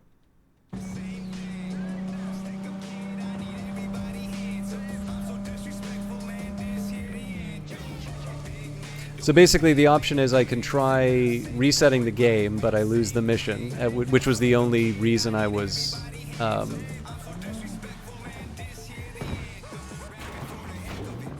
It's the reason why I was, it's the only reason why I'm sort of running around doing what I'm doing. Maybe what I'll do is I'll finish the delivery, I'll save and quit, and then I'll pick up whatever Alex left for me. And that can be, that can be the finale. I'm thinking that maybe what I'm thinking what the gift might be when she says get the popcorn might be a video of the Lizzie Wizzy performance.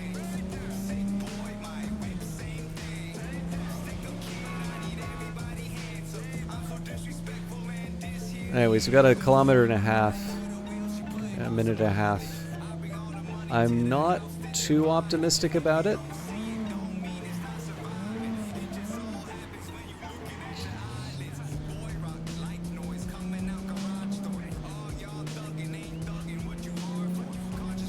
The performance issue might work in my advantage though, just because I have a little bit more advance warning about what's happening. I don't know. I don't like streaming like this normally, but like I said, it's the option is to completely abandon the mission, or tough it out, do our best, and see if resetting the game will fix things. So 85% on GPU. Okay, that is kind of hilarious and also dangerous.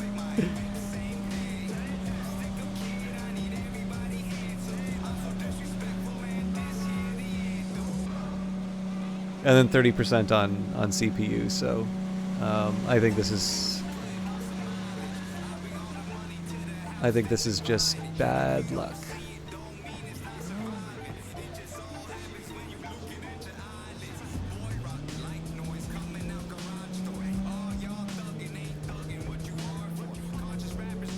So I don't have it in the bag, but I should feel pretty good about my chances. Last couple of times we missed it by a few seconds.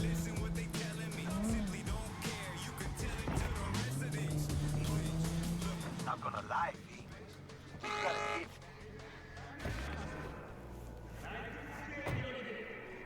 a gift. My man will take care of the rest. Check the drop point, your reward. Just don't spend it all on XPDs and glitter. The other thing that's nice about stopping by my apartment is that I'm able... One, I'll actually remember to do it.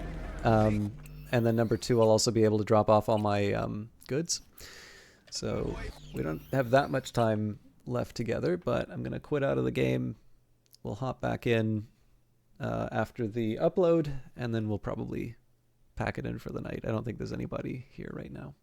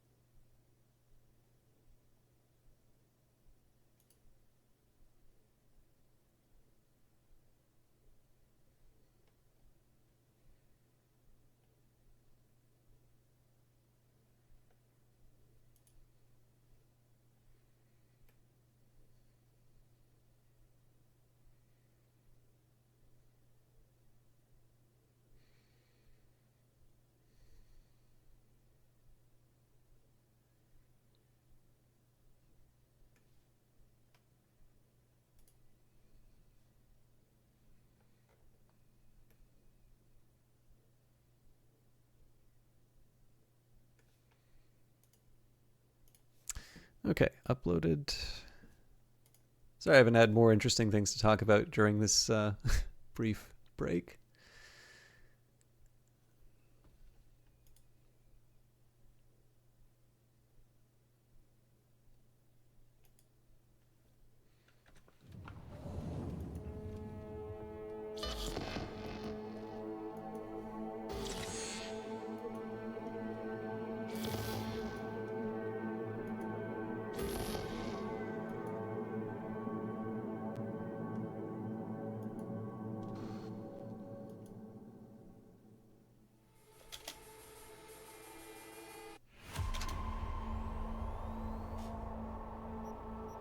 Oh, that's neat. I keep forgetting they changed the backgrounds depending on what your what stage of a game you're in. We've got some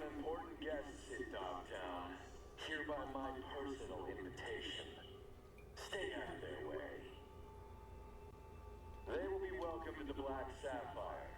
The event is invitation only. No invite? Keep out if you know what's good for you. That'll be all.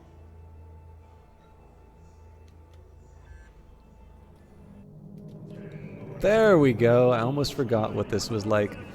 Okay, cool. So let's... Oh, Cyber Psycho.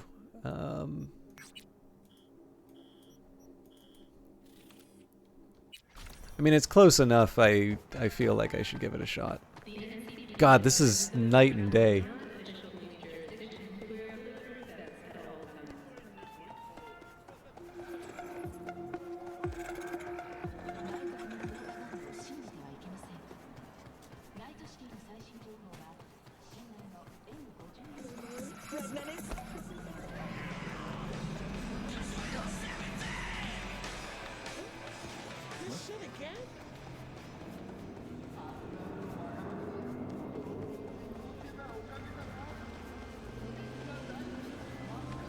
V, hey. Some construction workers went on strike after finding their tools in the morning covered in blood. Their site's a parking lot where gangs have been known to pop up. Gang violence is a maybe, sure, but my money's on a cyber psycho attack. If I'm right, do what you can to incapacitate him. I'll take it from there. Show some courtesy. Okay. Scavs sometimes come here to sell their victims' implants. Maybe a deal didn't go smoothly and one of the scavs got a little carried away.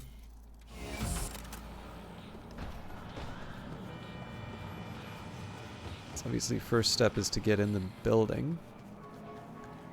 7 years have passed since Arasaka forces liberated Night City from the tyranny of the NPC. And until the end, Watson. New episodes every Wednesday. Only on WN.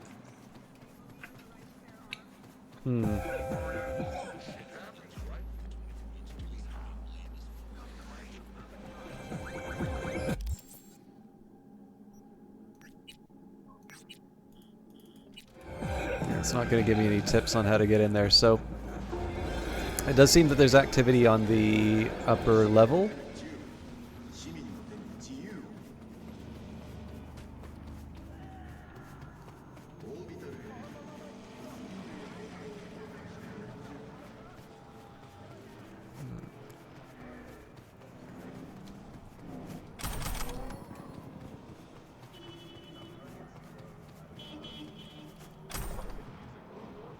Okay, no luck there.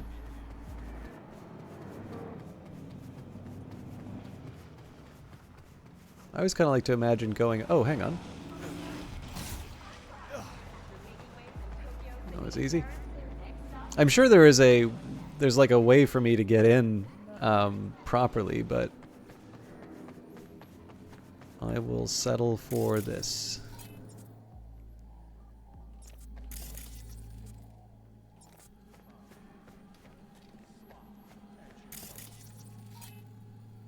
Francisco Doyle. Scavenger was in critical condition prior to the crash due to numerous shotgun wounds.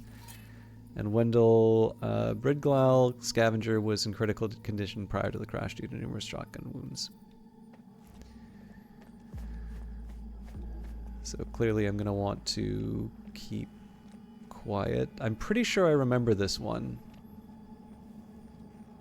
I seem to recall I was able to get this done without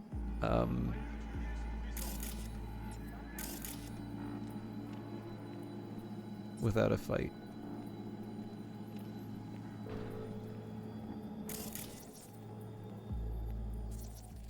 Oh, there's the target. Cedric Muller. Or Cedric. Anyways.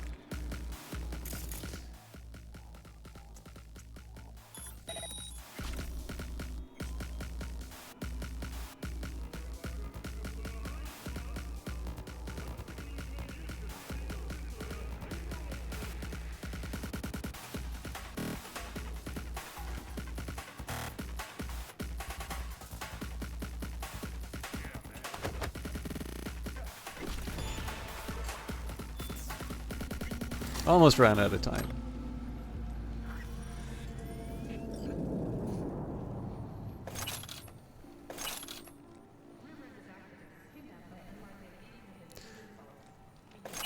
I'll just wait for the message to come in.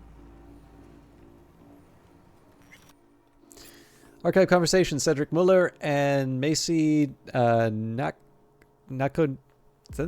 Sorry. I need those neuroblockers, a lot of them now, so we'll get some. Fuck, I said I need them now. The pain's got me losing my damn mind. Chill. They'll get here when they get here. What's the pain from anyway? They poisoned me. Fucking Biotechnica. Everyone here's got it. Their goddamn lungs are collapsing. Some are dead already. I swear, once I'm back on my feet. Alright, shit. I was just trying to be polite. Never asked for your whole fucking life story.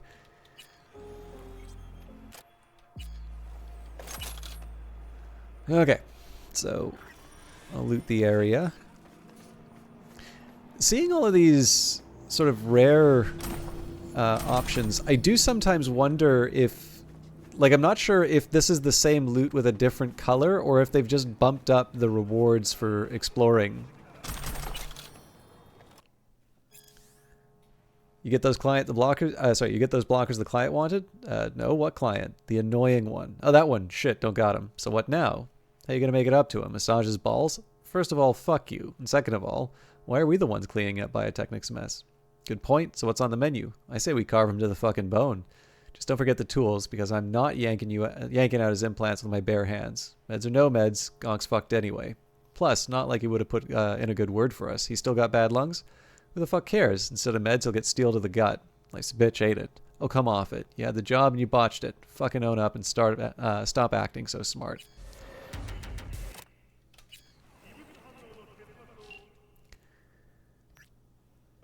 Took a gentle approach with Cedric. Guy already went through enough being a lab rat for Biotechnica. Scavs took a different approach. Decided to kick him while he was down. No wonder he snapped. Could have happened to anyone. Doubt there's a whole lot to uncover, but I guess you don't. I guess you have your own methods.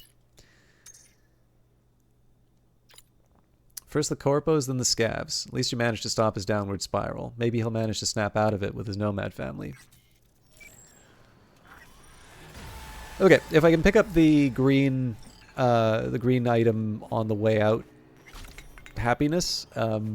But it's probably just something I'm going to scrap or sell anyway. One thing I do need to decide for myself on the way out here is if I want to... No yoink?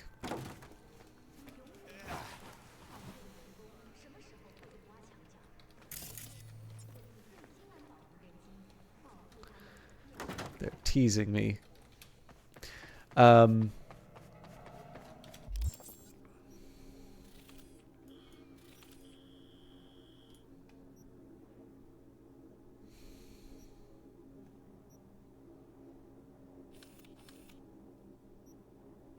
Huh. Looks like I have more than one mission for me. All right. But yeah, I think I'll stop by my home.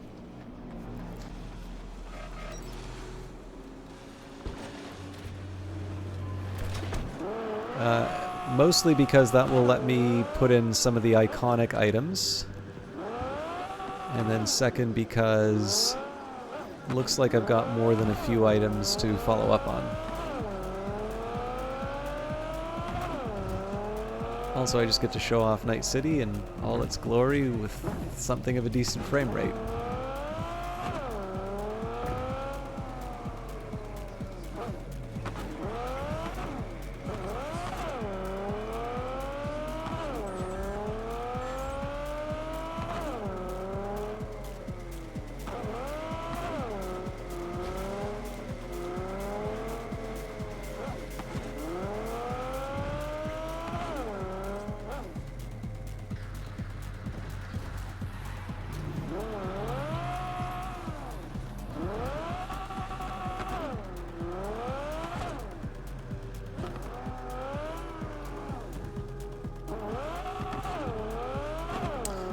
I've actually been spending more money on vehicles than new apartments, but I figure we've gotten the most expensive ones anyway. I'll do a few more jobs for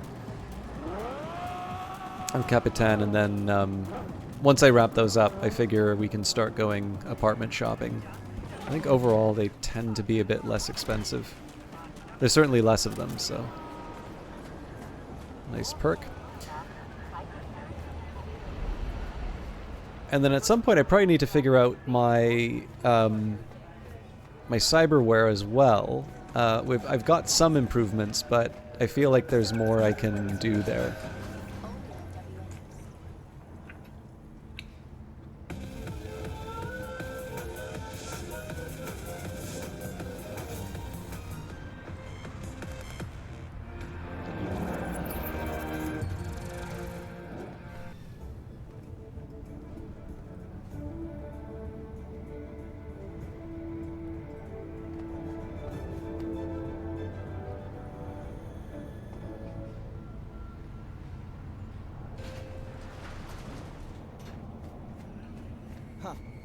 Try out our freshly developed new tastes and let your tongue.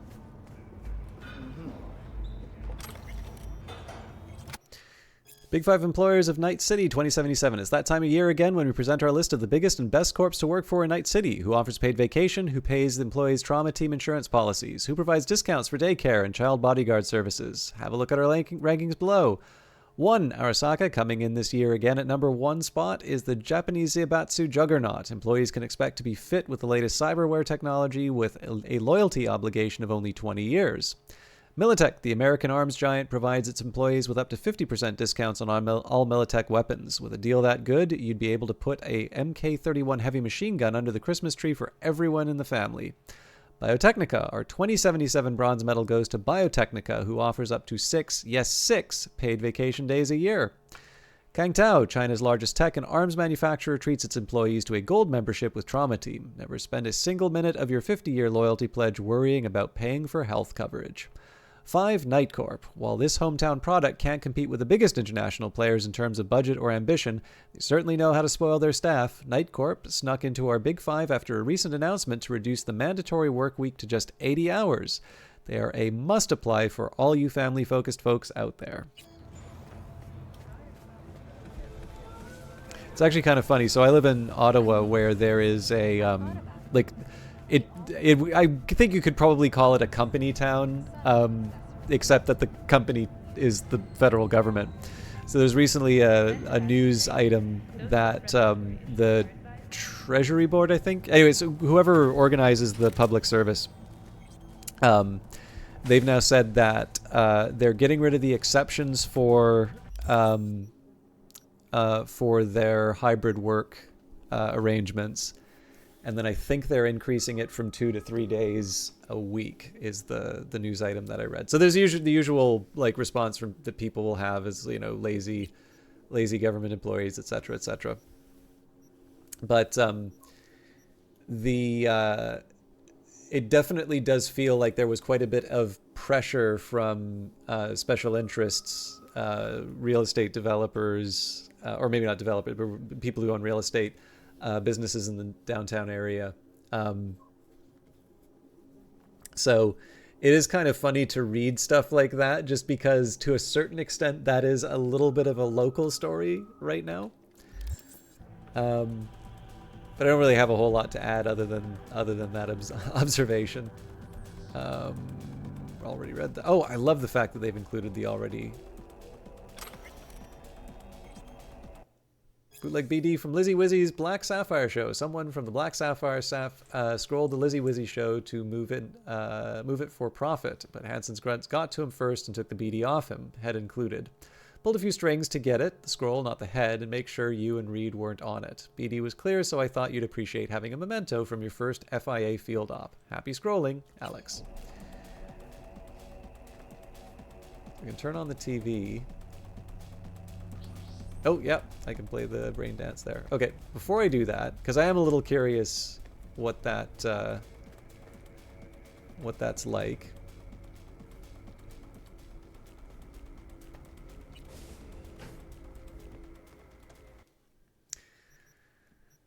Okay. Fires explosive rounds, so as cool as that is, I'm leaving that aside.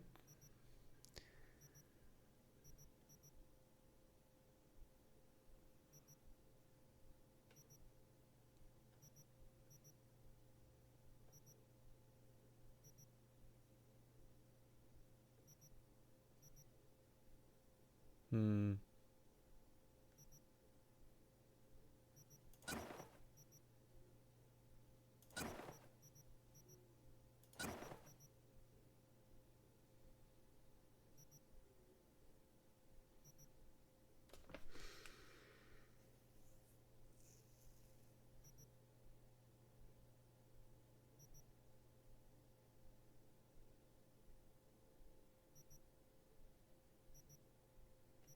I don't know about this charge time, so.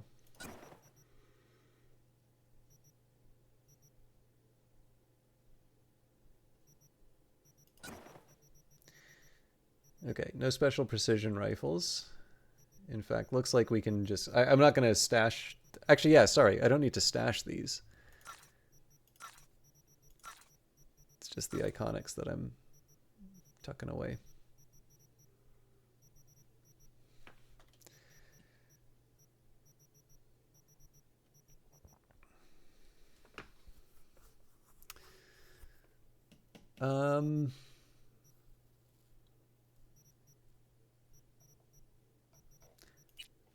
Should do this by type. So I guess the funny thing is that I guess all told, the Kyubi is... Or sorry, the Divided We Stand would be the one that I would want over the Kyubi if it came down to that. Same with... yeah, okay, so for all the...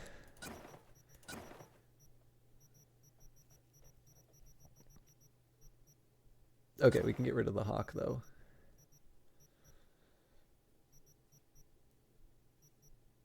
But yeah, I can see myself keeping Sparky. Okay,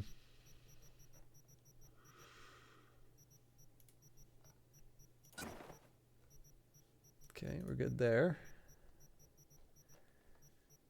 I have some thoughts about the wardrobe.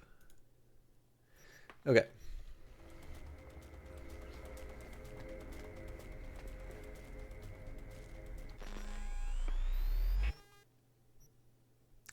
Right, okay.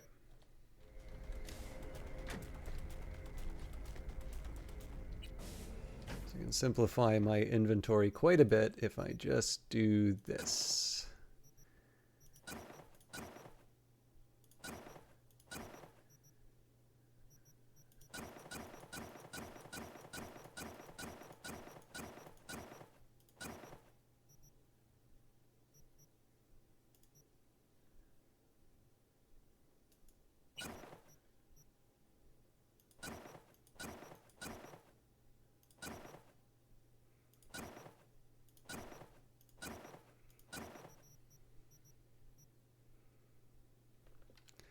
Should take the time to actually make sure I'm equipping the stuff I like the most. So this gives me a bonus, which is nice.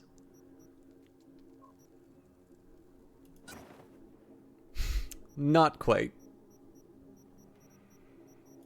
Just don't know about the color, really.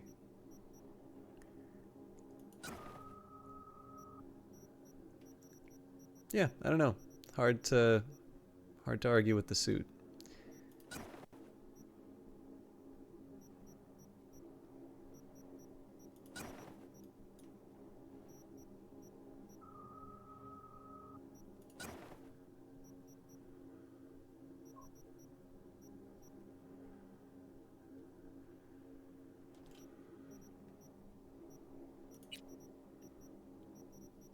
I can't imagine there's any benefit to switching these out. I don't think we have that much in terms of pants. I think we're pretty much stuck with what we've got here, even if they're not the fanciest.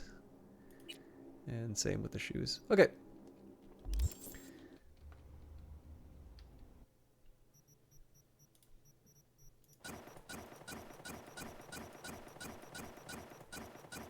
I could actually probably... I should look at any of the duplicates that I have, bring those into the inventory so I can sell or scrap them. I'll do that in a moment.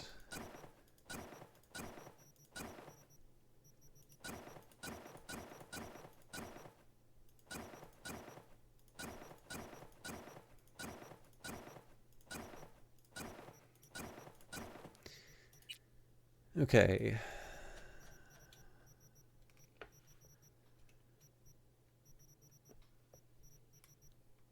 So visually, this should be a piece of cake.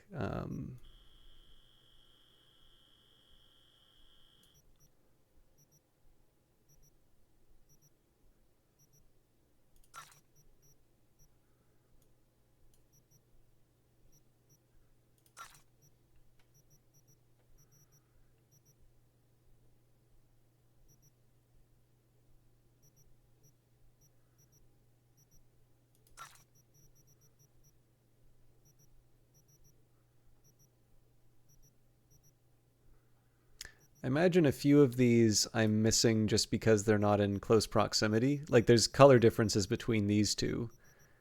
But as you can see, like there's two different sort of helmets here. I do like the variety in terms of colors, so I do actually need them to basically look exactly the same to get rid of them. I am struggling to see a difference between those two, so that's a good example. These, obviously I'd keep the iconic. So this one you can see the difference. So what I'm kind of looking for is, like, when you see something like this is sort of an indicator that there might be a duplicate that I just wasn't focusing enough on.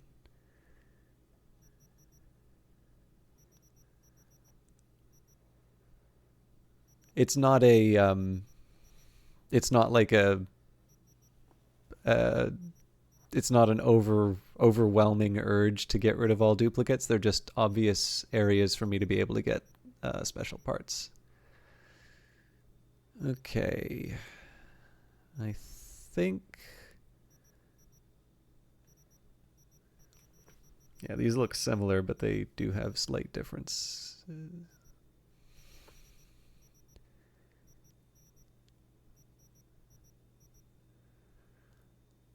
I don't think I want to spend too much time dwelling on this, so this is fine. I don't think we're hanging on to anything that isn't already iconic.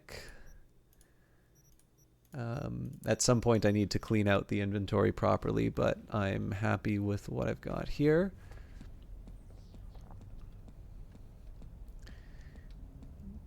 The more practical problem I'm going to have to deal with is deciding if I want to sell them or scrap them. But that's maybe a problem I'll deal with tomorrow. I guess there's the Bart Moss message for me to check out.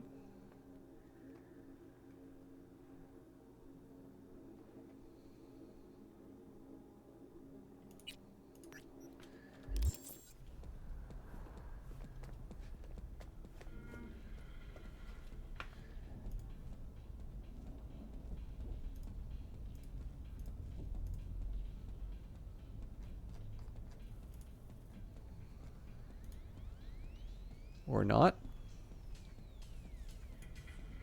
Oh, here we go. Bartmoss Collective, reward for any info on Swedenborg. I'll pay for any info about Swedenborg Riviera's true identity.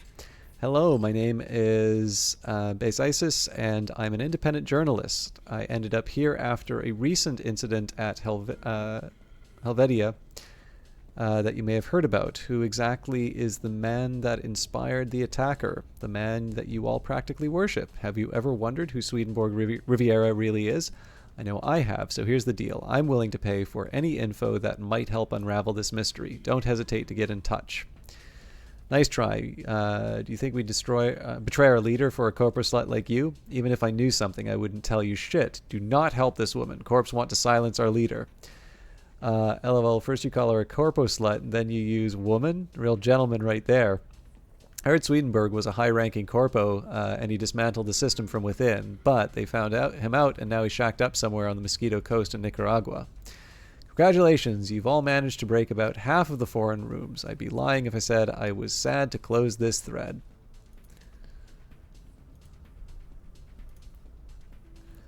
Corporate oppression will end when you stop oppressing yourself. This is one of Swedenborg Riviera's most poetic aphorisms. Sorry, just 1 second. He shows us that in reality, we are the drivers of our own actions. If workers unite, the towers of capitalistic oppression will fall. We must do everything in our power to achieve that.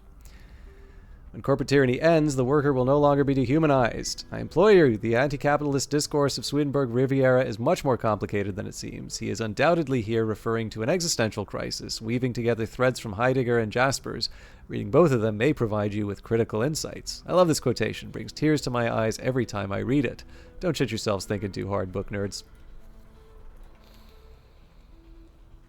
How many of these things is there? All right, not too much. Humanity is nothing more than a Ponzi scheme hidden behind a veil of tears. New life, new pants.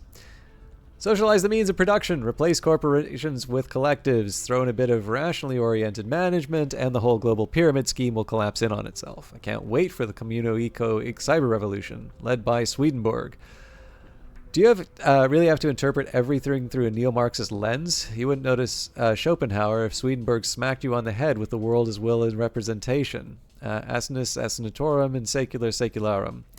You can stick Schopenhauer up your pretty little butthole. True philosophers, one and all.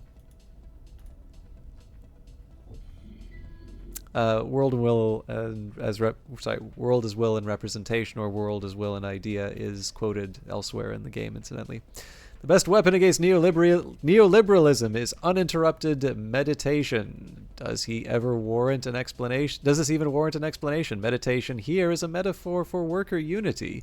Fear of a corrupt government controlled by tyrannical megacorporations has led to a mutated strain of pathological hyper-neoliberalism. We can't let them bully us into fear. It's time we throw off our corporate yoke. Dismantling the mechanisms of capital accumulation or hypercapitalism? Do we really need to fight neoliberalism? I'm not an evolutionist, but I believe humanity should go forward, not backward. Progress is a benefit in and of itself. Once I meditated, then I woke up. The coherency of Swedenborg's philosophy is irrefutable. How has he not already sparked a revolution? What is Arasaka or Militech in the face of a united opposition? In my view, it's an elaboration of the philosophy of peaceful struggle. The word meditation should not be taken literally. The path perseverance and humility is not easy, but bears the sweetest fruit.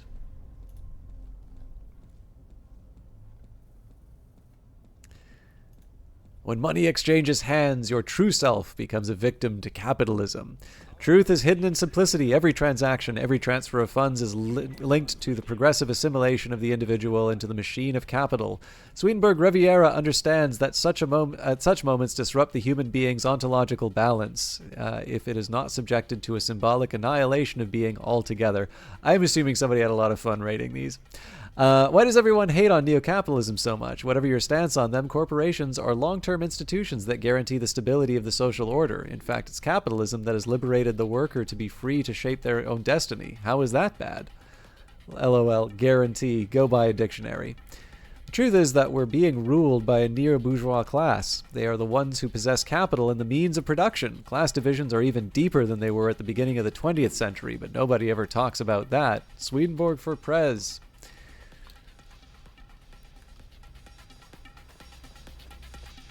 And for tonight's finale, the brain dance.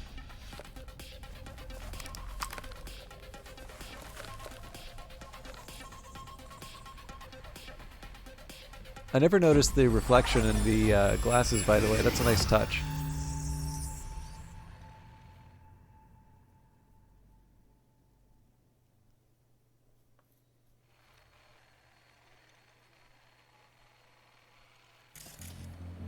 Wow, es mucho más hermosa en persona. Incredible. Just dazzling.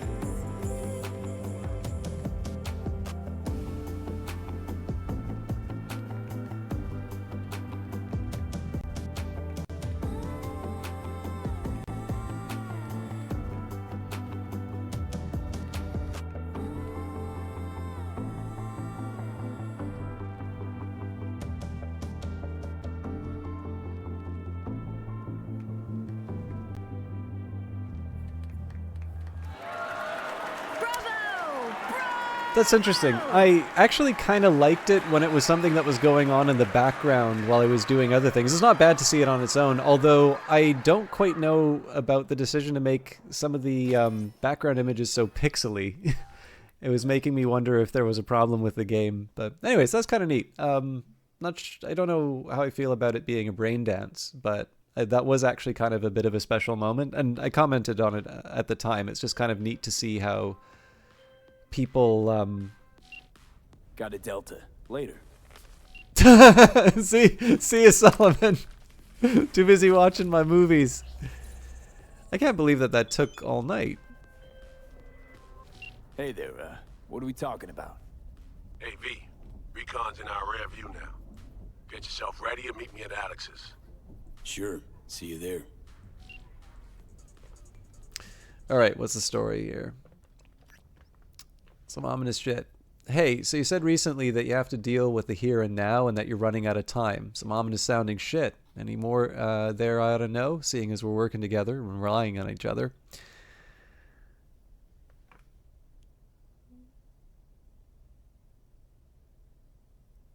My life's on a timer, all thanks to the relic prototype lodged in my head. No way to rip that out without flatlining, but song promised a cure. My reason to see this through. Damn, sounds worse and weirder than I thought. You know why I'm asking. If you suddenly drop to the floor in the middle of the mission,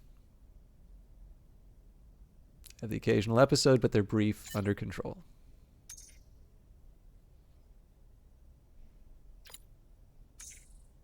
The first thing in life in the Metroplex slums taught me, no such thing as complete control. Especially when external factors make it messier, e.g. having to rely on peeps who can't be relied on. My folks gave up on reality, jacked into BDs, getting scop slurry and drugs pumped into their bodies from their feeder unit 24/7. My best choom from childhood got into the XBD biz, dragged me into it with him, then left me there. From XBDs to the FIA, quite the climb.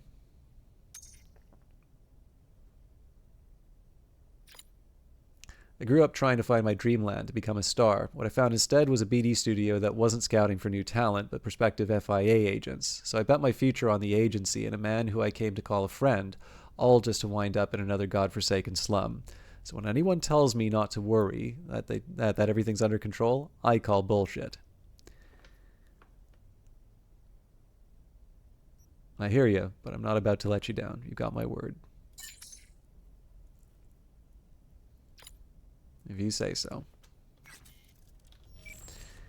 But yeah, like I said, I think one of the things I liked about that moment in particular had a little bit less to do with the visuals of it or anything about its value as a set piece in the game so much as what that does to sort of build up the world, right? So it's one thing to have a big impressive city inside of a game like this. And it does that very well.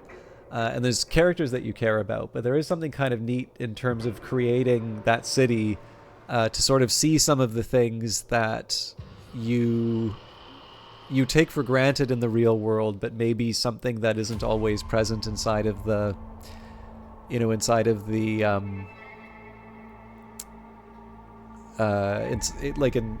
games. So like an example I could think of this is when I was watching the series called Billions, and there's a very powerful political backer basically, and there's a star that shows up. Now this is like a TV show, so of course there's going to be famous cameos, but the way that everybody sort of reacts to that and the way that it indicates, how impressed they are with this figure, I thought was a little bit more effective, and it's actually in a show where some of the cameos are actually a little eye-rolling, and so in this particular case here, I mean, obviously they have a star that they want to show off, and it's nice to have a set piece. But I think one of the things that's kind of neat is to have a star, private performance by a star, one that looks very impressive in the background and is hanging around in the party, kind of giving you an indication of, it is the brightest and the best present. I don't know, it lends a certain degree of authenticity to the environment, and I think it's something that is a strength of Cyberpunk. And again, this is the advantage of having a big AAA game with a very large budget. But I like it for that. Anyways, I'm done for tonight. I don't know. Like I said, I wish there were more people watching. I'll be honest with that. So I'm gonna think about how I'm spending my Fridays.